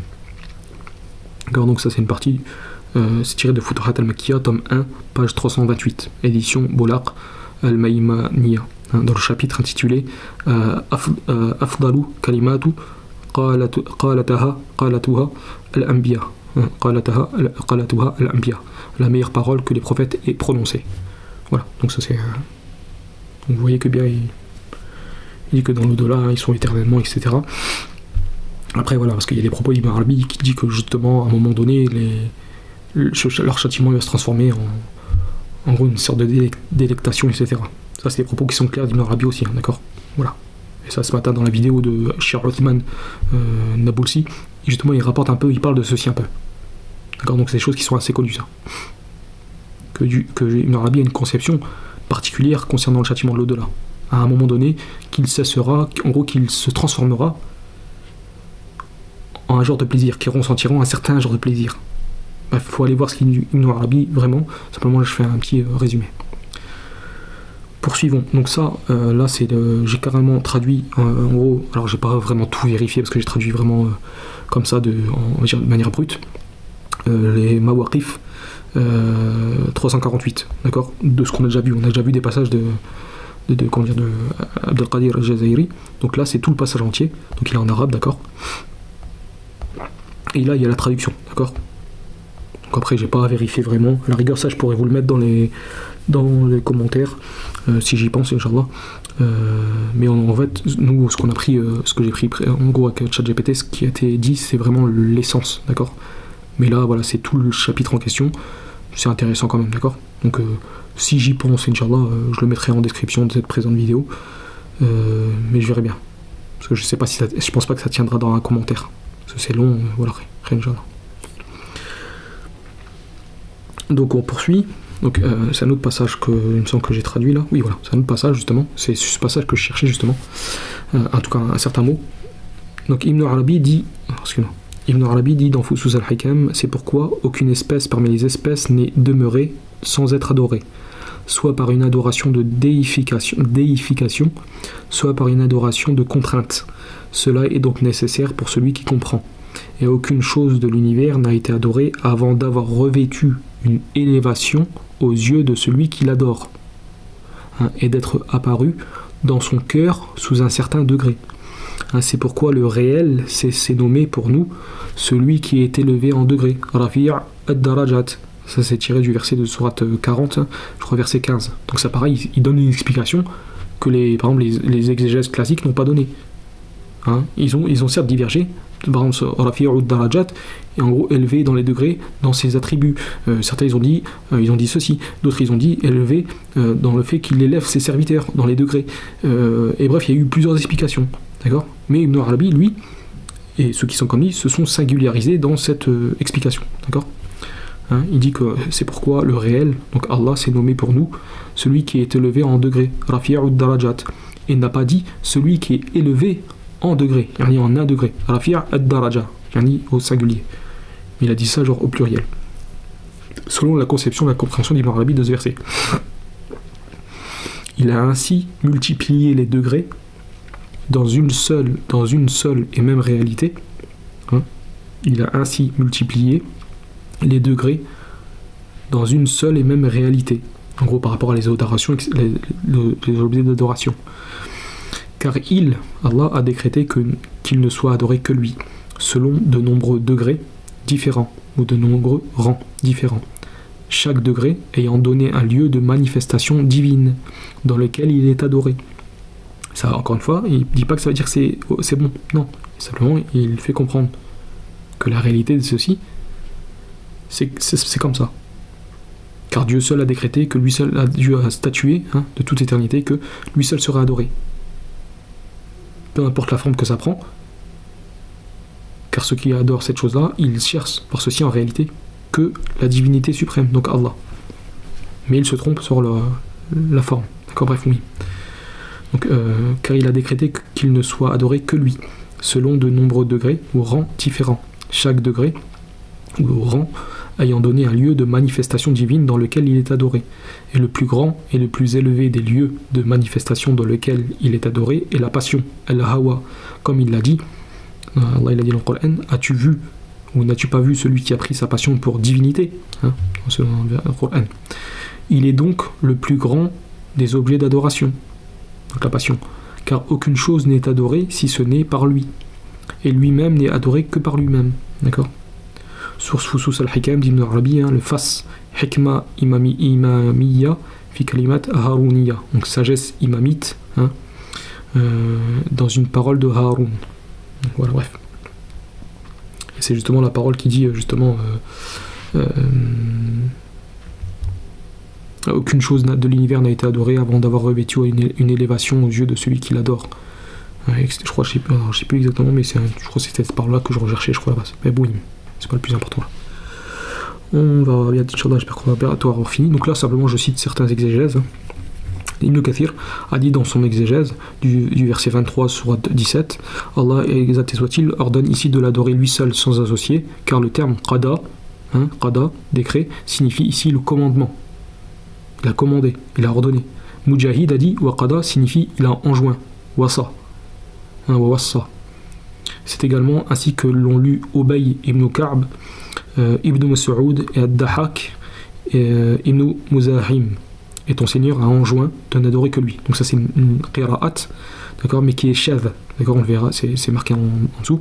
D'ailleurs j'ai oublié de mettre la notation, mais cette lecture, et ton Seigneur a enjoint, waqada rabbuka wawassa non, wawassa rabbuka, donc bref on va voir le verset en arabe, d'accord, pour pas que je me trompe.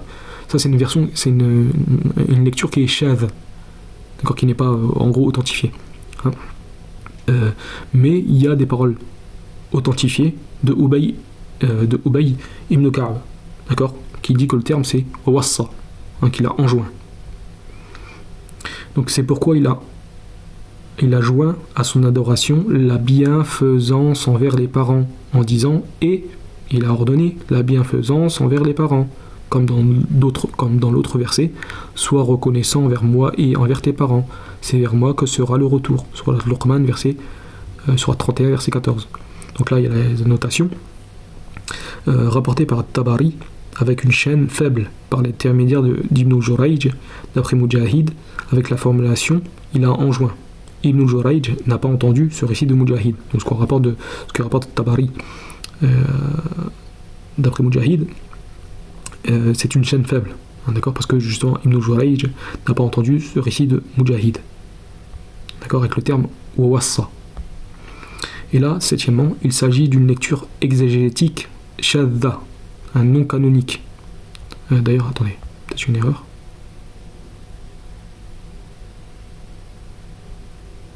Non, non, excusez-moi. En plus, ouais, non, la traduction est un peu mauvaise, parce que c'est pas exégétique, et c'est une lecture coranique. Je sais pas, exégétique, hein, donc faites pas attention à ça, parce que c'est marqué en arabe qira'a, d'accord.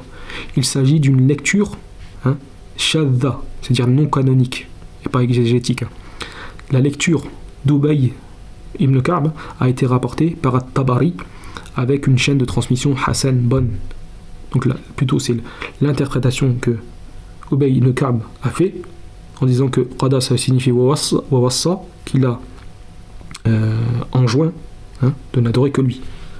Et enjoindre, ça veut dire ce que ça veut dire enjoindre. Excusez-moi. Donc la lecture de plutôt la compréhension de l'exégèse de Ubay ibn Ka'b a été rapportée par Tabari avec une chaîne de transmission Hassan bonne. Et ceci c'est dans le tafsir d'Ibn Kathir avec la vérification du docteur Hikmat, Yassine, etc. Là. Je sais plus comment il s'appelle exactement. D'accord. Donc vous prenez cette édition et vous voyez par vous-même, d'accord, en arabe. Donc cette chaîne de transmission est bonne. C'est Ubay ibn Ka'b qui dit que c'est wawassa, c'est-à-dire qu'il a enjoint. Que Qada ça signifie il a enjoint de n'adorer que lui, et il a enjoint de marquer la bonté vers les pères et mères. Donc la lecture d'Ubay, ou plutôt la compréhension d'Ubay ibn Ka'b de ce verset a été rapportée par Tabari avec une chaîne de transmission Hassan, bonne, remontant jusqu'à lui. La lecture d'Ibn Mas'ud a été rapportée par Abd al-Razzaq, d'après Ma'mar, d'après Qatada, d'après lui. Les hommes de sa chaîne de transmission sont dignes de confiance, mais Qatada n'a pas entendu ce récit d'Ibn Mas'ud. La lecture d'Ad-Dahhak, ou plutôt la compréhension d'Ad-Dahhak, a été rapportée par Tabari avec une chaîne faible. Parce qu'après, voilà, certains ils l'ont lu, il s'est rapporté qu'ils l'ont lu comme ça, wawassa. Ils ont waqada, hein, d'accord, bref. Même si cette lecture-là, elle est shadh, un non canonique. La lecture de Dahak a été rapportée par Tabari avec une chaîne faible, par l'intermédiaire d'Abu Ishaq al-Koufi, qui est Abdullah ibn Maysara, lequel est faible. D'après lui, il a rapporté ceci d'après lui. D'après Dahak. Avec l'ajout, ils ont collé le waw au sad, qui est alors devenu un qaf. Hein. Waqada, hein. D'accord, oui. Donc à la base, certains disent que c'était wawassa. Ibn al-Jawzi lui a répondu en disant cela contredit ce sur quoi le consensus s'est établi. En gros, que c'était qada et pas wawassa. Hein, parce que comme on l'a vu, c'est une version non canonique, shadh. Donc il ne faut donc pas en tenir compte, dit Ibn al-Jawzi, de cette lecture, hein, qui est shadh, qui dirait wawassa. Par contre, l'explication, ça c'est attesté, que c'est wawassa. D'accord, comme on l'a vu, Tabari l'a rapporté via Ubay ibn Ka'b avec une bonne chaîne de transmission. À voir pour ceci, en gros, le passage d'Ibn Jawzi dans son livre, dans ses tafsir Zad al-Maysir. Donc là, il y a la parole en arabe, hein, d'accord. Donc voilà. D'accord, je regarde juste vite fait. Wahia qira'atu shad tafsiriyya. Ah si, excusez-moi. D'accord. Donc c'est une lecture non canonique, en gros exégétique. Hein. Shad, non canonique. Il parle de la lecture, hein, d'accord. Et ici, après, en fait, c'est bien le terme, excusez-moi, c'est bien le terme, et la lecture d'Ubay ibn Ka'b, qui a été rapportée par Tabari, elle a une bonne chaîne de transmission, d'accord. Donc c'est la lecture, hein, et que c'est wawassa, ça a été rapporté de manière Hassan par Tabari, par une bonne chaîne de transmission, d'accord. Mais le terme, en fait, c'est wawassa. Par contre, la lecture, comme ceci, c'est-à-dire le verset au mieux de dire waqada, ça serait wawassa, ça c'est une lecture shadh, non canonique. Par contre, c'est attesté qu'ils ont interprété ceci, on va dire ça de cette manière-là, comme wawassa, comme il a enjoint. D'accord.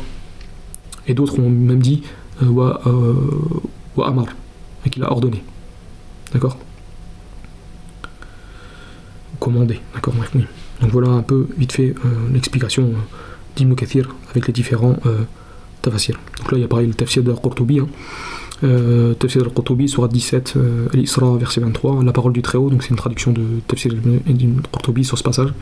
Et ton Seigneur a décrété que vous n'adorez que lui, et il a ordonné la bienfaisance envers les pères et mères. Si l'un d'eux ou tous les deux atteignent la vieillesse auprès de toi, alors ne leur dis pas fi, en gros, ouf, fi, ne les rabroue pas, ne sois pas brusque, en gros, ne les rabroue pas, mais adresse-leur une parole honorable et abaisse pour eux, par miséricorde, l'aile de l'humilité. Et dis, mon Seigneur, fais leur miséricorde comme ils m'ont élevé lorsque j'étais petit. Et Al-Qurtubi dit dans son exégèse, il comporte 16 questions. Donc nous on va en voir quelques-unes, là, d'accord, qui ont rapport avec le sujet de Qada. La première, et il a décrété, signifie il a ordonné, imposé, d'accord. Il a imposé une chose, c'est-à-dire que quand tu t'imposes une chose, voilà, tu peux désobéir.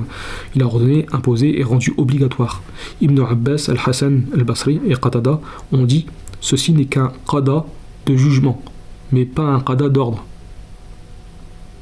Attendez, parce qu'il y a une erreur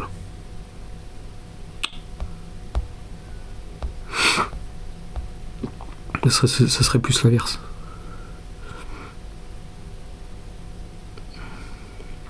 Donc il dit waqada ay amar wa alzam wa awjab. Al-Hasan qatada wa laysa hada qada hukm. Ah voilà, ceci n'est pas un décret de jugement. Bel huwa qada ou amrin. Donc il y a une erreur, désolé, il y a une petite erreur. Donc ceci, il est rapporté de Ibn Abbas, de Al-Hasan al-Basri, de Qatada, qu'ils ont dit, alors je ne sais pas l'authenticité de ceci, mais voilà, en tout cas c'est connu des choses, que ceci ne signifie pas un décret de jugement, de statut, que Dieu aurait décrété, statué de toute éternité, d'accord, comme Ibn Arabi et consorts le comprennent. Mais ils disent plutôt, c'est un décret qui signifie l'ordre de l'adorer, d'accord. Donc voilà, il y a une petite erreur sur la traduction, désolé.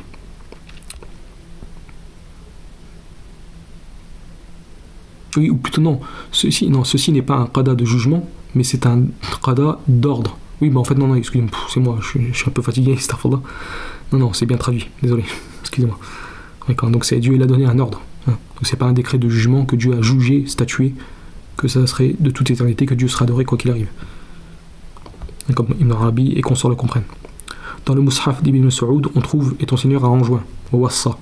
C'était la lecture de ses compagnons, ainsi que celle d'Ibn Abbas, de Ali et d'autres.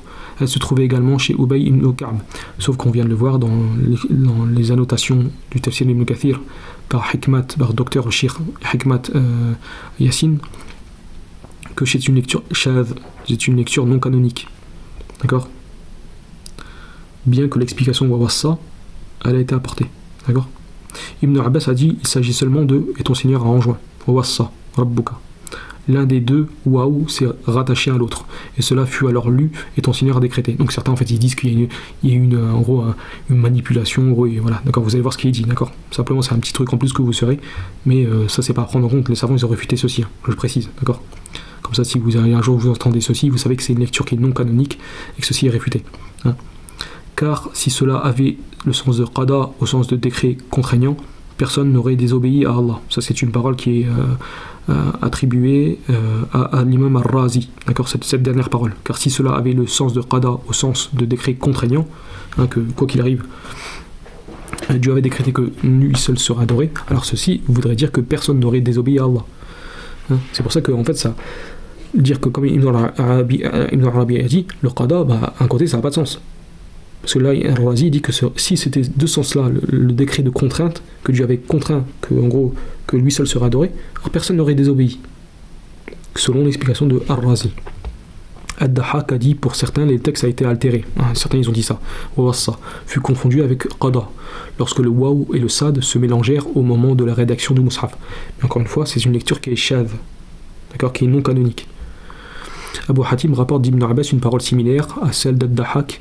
Il rapporte également de Maymoun ibn Mihran qu'il a dit il y a certes une lumière dans la parole d'Ibn Abbas. Allah le Très-Haut a dit il vous a prescrit en matière de religion ce qu'il avait enjoint à Noé et à ceux que nous t'avons révélés.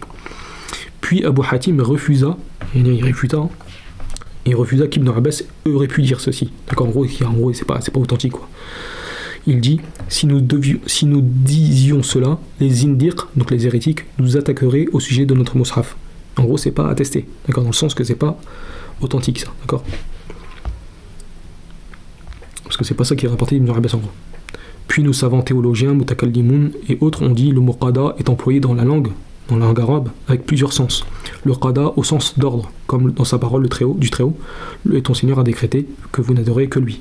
C'est-à-dire il a ordonné. Donc ça c'est là, dans ce verset-là, sur la 17, verset 23, c'est le décret, c'est-à-dire un ordre. Il a donné un ordre de l'adorer. Mais on peut y désobéir, comme on le voit. Hein. Comme on voit qu'il y en a, ils adorent autre qu'Allah. Selon la conception sunnite classique, d'accord. Le qada au sens de création, comme dans sa parole, il en fit, il décréta leurs 7 cieux en 2 jours. Hein, ça c'est dans le Coran. C'est-à-dire, il les créa. Le qada au sens de jugement, comme dans sa parole, le Très-Haut, décide donc ce que tu as décidé. Donc décide ce que tu as décidé. Ça c'est le verset des sorciers de Pharaon, lorsqu'ils se sont repentis et que Pharaon les a menacés de les tuer, etc. D'accord ? Ça c'est le verset du Coran qui dit « Décide donc ce que tu as décidé ». Hein, c'est-à-dire, juge ce que tu juges. Donc d'une certaine manière, ce qu'Ibn Arabi dit, ça c'est une réalité qu'il faut reconnaître, que le terme qada, il a plusieurs sens. D'accord ? Mais lui, il l'a appliqué, le Surat 17, verset 23, il a appliqué le qada en disant que c'était le jugement, le statut, que Dieu avait statué de toute éternité, que lui seul ne sera adoré, et rien d'autre en dehors de lui. Dans la réalité des choses, ça veut dire, d'accord, hein. Donc là, on ne peut pas dire à Ibn Arabi, ce qu'il a sorti, c'est le terme qada, de jugement, que Dieu a jugé ainsi, que c'est forcément faux, dans l'absolu. Non, parce que les savants, ils ont donné des explications comme ça au terme qada. Et ça, à partir des versets du Coran. Sauf que les versets du Coran, là par exemple dans Sourate 17, verset 23, si c'était un jugement, que Dieu a jugé ainsi, alors ça voudrait dire pour la suite du verset, que quoi qu'il arrive, même si on désobéit en apparence aux parents, ben en fin de compte, intérieurement, on leur obéit. Ou en réalité, on leur obéit. Ça n'a pas de sens. Ça n'a pas de sens. Bref, on poursuit. Le qada aussi au sens d'achèvement, comme dans sa parole, du Très-Haut, l'affaire sur laquelle vous me consultez est achevée. Ça c'est dans Surat Yusuf, d'accord ? Quand ils ont été interrogés, quand ils ont interrogé Yusuf sur les rêves, d'accord ? Les rêves des gens de la prison. Sahib Sijn. Bref. C'est-à-dire, on en a fini avec elle. En gros, l'affaire est réglée. Allez, on en a fini avec cette affaire. D'accord ? En gros, c'est réglé. Il en va de même de sa parole, le Très-Haut, lorsque vous aurez achevé vos rites, en gros, pèlerinage. Et sa parole lorsque la prière est achevée. Le qada, hein, donc ça veut dire quoi ? Le qada, donc là, le qada au sens d'achèvement. Hein. Donc là, les versets qu'il a cités, c'est dans le sens, le qada au sens d'achèvement. D'accord ? Hein. Le qada au sens de volonté, comme dans sa parole, le Très-Haut, lorsqu'il décide une chose, il lui dit seulement soit et elle est. Le qada au sens de pacte, engagement, comme dans sa parole, le Très-Haut, tu n'étais pas sur le versant occidental lorsque nous avons confié à Moïse l'affaire, hein, le décret. Ainsi, puisque le qada, le décret, peut avoir ses différents sens, il n'est pas permis d'affirmer sans précision que les actes de désobéissance sont par le qada d'Allah. En effet, par le décret de Dieu. En effet, si par là on entend l'ordre, il n'y a aucun désaccord sur le fait que cela n'est pas permis, car Allah le Très-Haut ne les a pas ordonnés, les désobéissances, puisqu'il n'ordonne pas la turpitude. Zakaria ibn Salam a dit un homme vint auprès d'Al-Hassan, al-Basri, et lui dit qu'il avait répudié sa femme 3 fois. Al-Hassan lui dit « Tu as certes désobéi à ton Seigneur, et elle est désormais séparée de toi. » L'homme dit alors « Allah a décrété cela contre moi. » Al-Hassan al-Basri, qui était éloquent, répondit « Allah n'a pas décrété cela. » C'est-à-dire, hein, Allah ne l'a pas ordonné. Donc vous voyez là, il y a une petite parenthèse. Hein. Si on prend la parole d'Al-Hassan al-Basri en apparence, c'est comme si en gros il ironie le destin. Et justement, c'est ce qui certains y ont reproché, d'avoir dit cette parole-là. Alors qu'en fin de compte, ils ne voulaient pas signifier genre Dieu n'a pas décrété cela, dans le sens que Dieu ne savait pas ce qui allait se passer, etc. C'était écrit pour cette personne-là. Non, ce qu'il voulait dire par ceci, Al-Hassan al-Basri, Allah ne l'a pas ordonné. Décrété dans le sens Allah ne l'a pas ordonné. Puis il récita ce verset, et ton Seigneur a décrété que vous n'adoriez que lui. Hein. D'accord ? Et ça, c'est, par exemple, certains ont dit que, voilà, on a dit à Al-Hassan al-Basri, voilà, il a parlé du qadar, du destin, en gros, qui faisait partie de la secte des Qadariya. Vous voyez qu'une parole comme ceci, si on la prend isolément, Allah n'a pas décrété cela. D'accord? On pourrait le prendre d'une mauvaise manière. Alors qu'en fait, ce qu'il voulait dire, c'est que Allah ne l'a pas ordonné. Alors qu'il avait bien dit en arabe, Allah n'a pas décrété cela, et on va le voir, Inch'Allah. Donc là, c'est en arabe, c'est le Tafsir Qurtubi. On va revoir justement simplement les versets pour que vous fassiez quand il donne le terme qada. Alors,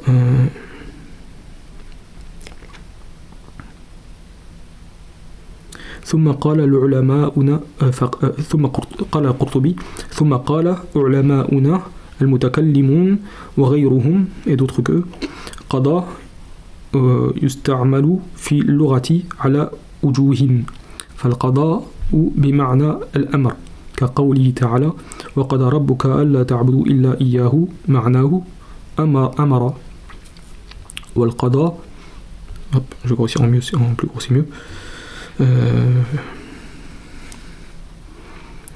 alors j'en étais où? J'ai perdu le fil.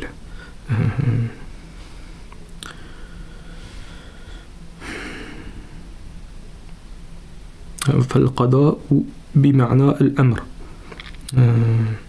كقول تعالى وقضى ربك ألا تعبدوا إلا إياه معناه أمر والقضاء بمعنى الخلق كقوله فقضاهن 7 سماوات في يومين يعني خلقهن والقضاء بمعنى الحكم كقوله تعالى فاقض ما أنت قاض يعني أحكم ما أنت تحكم والقضاء بمعنى الفراغ كقوله قضي الأمر الذي فيه تستفتيان أي فرغ منه ومنه قوله تعالى فإذا قضيتم مناسككم وقوله تعالى فإذا قضيت الصلاة والقضاء بمعنى الإرادة كقوله تعالى إذا قضى أمرا فإنما يقول له كن فيكون والقضاء بمعنى العهد كقوله تعالى وما كنت بجانب الغربي إذ قضينا إلى موسى الأمر فإذا كان القضاء يحتمل هذه المعاني فلا يجوز إطلاق القول بأن المعاصي بقضاء الله لأنه إن أريد به الأمر فلا خلاف أنه لا يجوز ذلك لأن الله تعالى لم يأمر بها فإنه لا يأمر بالفحشاء وقال زكريا ابن سلام جاء رجل إلى الحسن فقال إنه طلق امرأته 3 فقال إنك قد عصيت ربك وبانت منك فقال الرجل قضى الله ذلك علي فقال الحسن البصري وكان فصيحا ما قضى الله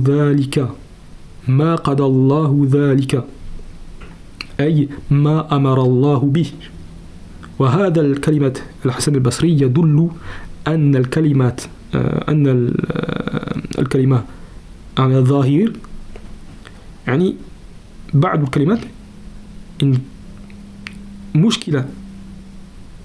Donc là, la parole que Hassan al-Basri, qui en apparence, c'est comme s'il reniait le destin. Dieu ne t'a pas prédestiné ceci. Alors qu'il voulait dire par ceci, le Hassan al-Basri, que Dieu n'a pas ordonné ceci. En gros, le péché, ce péché que tu as fait, etc. D'accord? Donc c'est pour ça que c'est important de chercher à vraiment comprendre les profondeurs des choses. Là, on a l'explication. Mais si, et comme on dit l'expression, j'en mettrai ma main à couper, que si on attribue cette parole-là à Ibn Arabi ou à d'autres, on ne retrouverait pas ces excuses-là. D'accord? C'est une réalité, ça. Donc quand le Hassan al-Basri dit « Ma qadallahu dhalika » parce qu'en arabe c'est encore plus explicite, hein, Allah n'a pas ordonné, n'a pas décrété ceci. C'est comme s'il reniait. Et d'ailleurs, certains y ont reproché en disant oui, la Hassan, il a parlé du destin, ça y est. En gros, c'est devenu un Qadari. C'est des Qadariya, ceux qui reniaient le destin.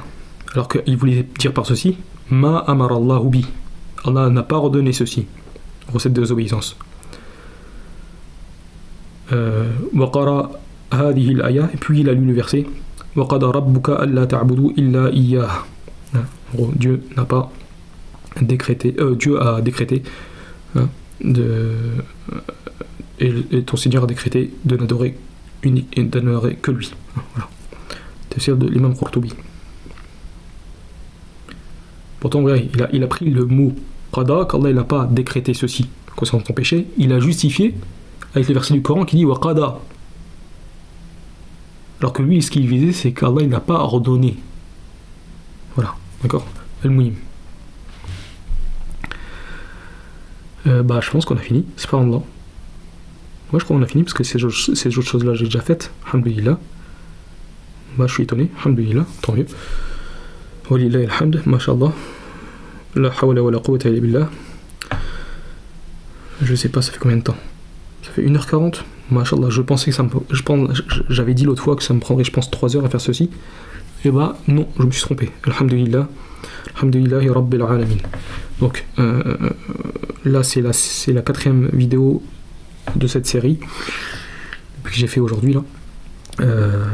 J'espère en tout cas que ça a été clair sur tout ce qu'on a dit et quelques petites réfutations qu'on a apportées par rapport au Tam Qada et que ça à un moment ça ne peut pas fonctionner, d'accord, par rapport à la suite du verset Wabil walidayni ihsana, d'accord. Voilà. J'ai essayé d'être le plus explicite possible dans comment comprendre les paroles qui sont ambiguës d'Ibn Arabi sur ce qu'on a apporté.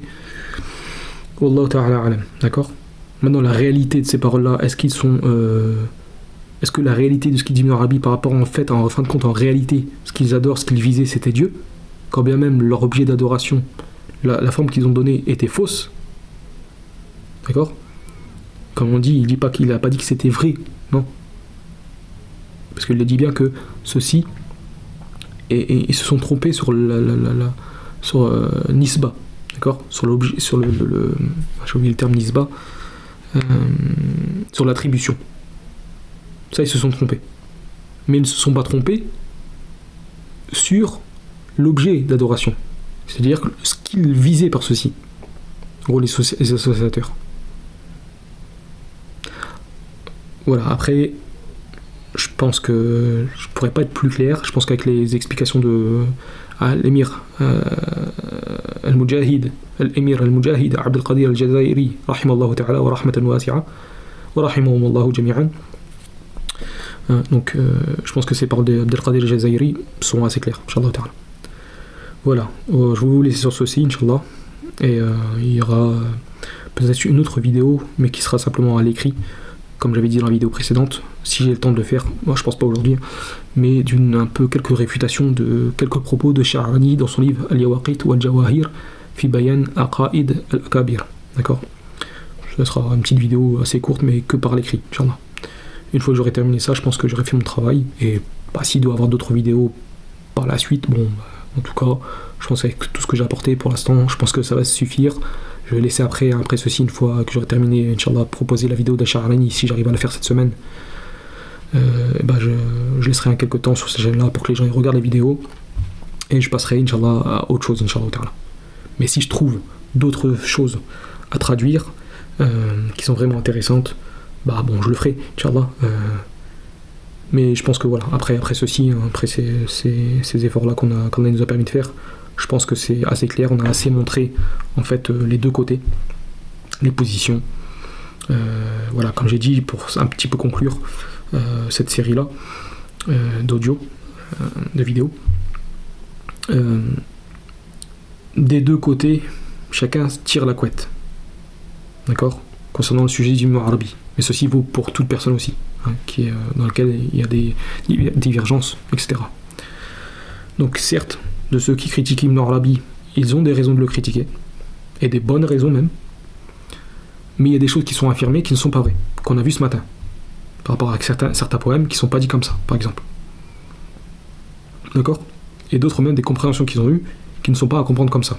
C'est pour ça qu'on a fait cette vidéo-là, pour essayer de faire comprendre les choses en soi, d'accord ?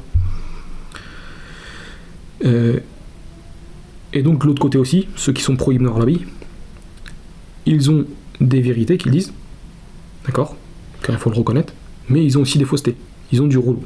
Donc les deux camps, il y a du rouleau. Donc maintenant, nous, on essaye d'être dans le juste milieu, c'est pas facile, parce que c'est un sujet qui est complexe, et voilà, le but c'est qu'on trouve la vérité. Moi, personnellement, comme j'ai dit,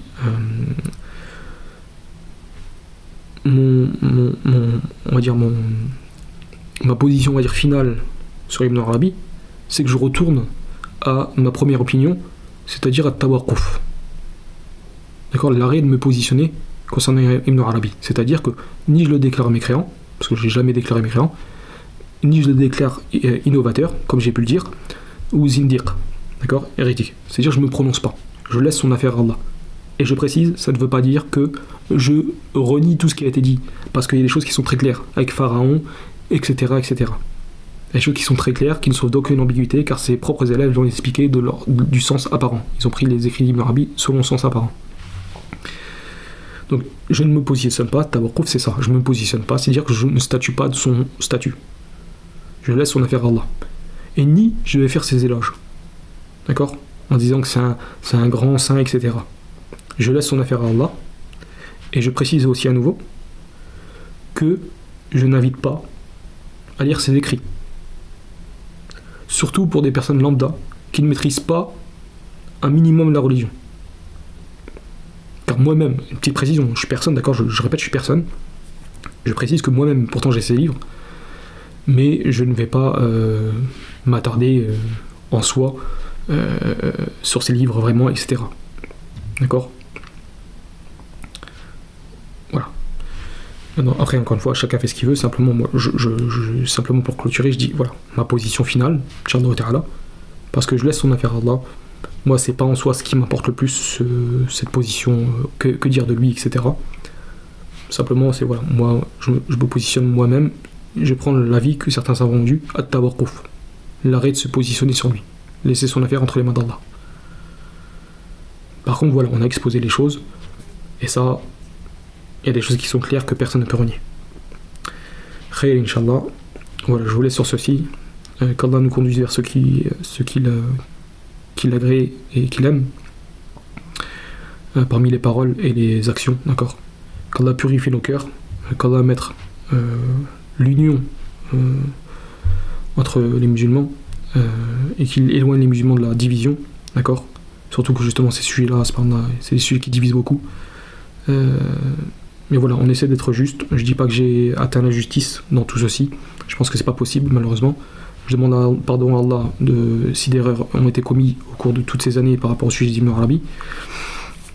Et je m'excuse auprès d'autres personnes, etc., que j'ai pu peut-être blesser, etc. D'accord ? Voilà. Mon but, c'est la vérité, ça s'arrête là. Point barre. Voilà mes frères et sœurs, portez-vous bien. Wallahu ta'ala alam. Encore une fois, Allah est plus savant sur tout ce qui a été dit au cours de toute cette chaîne-là, etc. وسبحانك اللهم وبحمدك أشهد أن لا إله إلا أنت أستغفرك وأتوب إليك والسلام عليكم ورحمة الله وبركاته إلى اللقاء آخر إن شاء الله تعالى.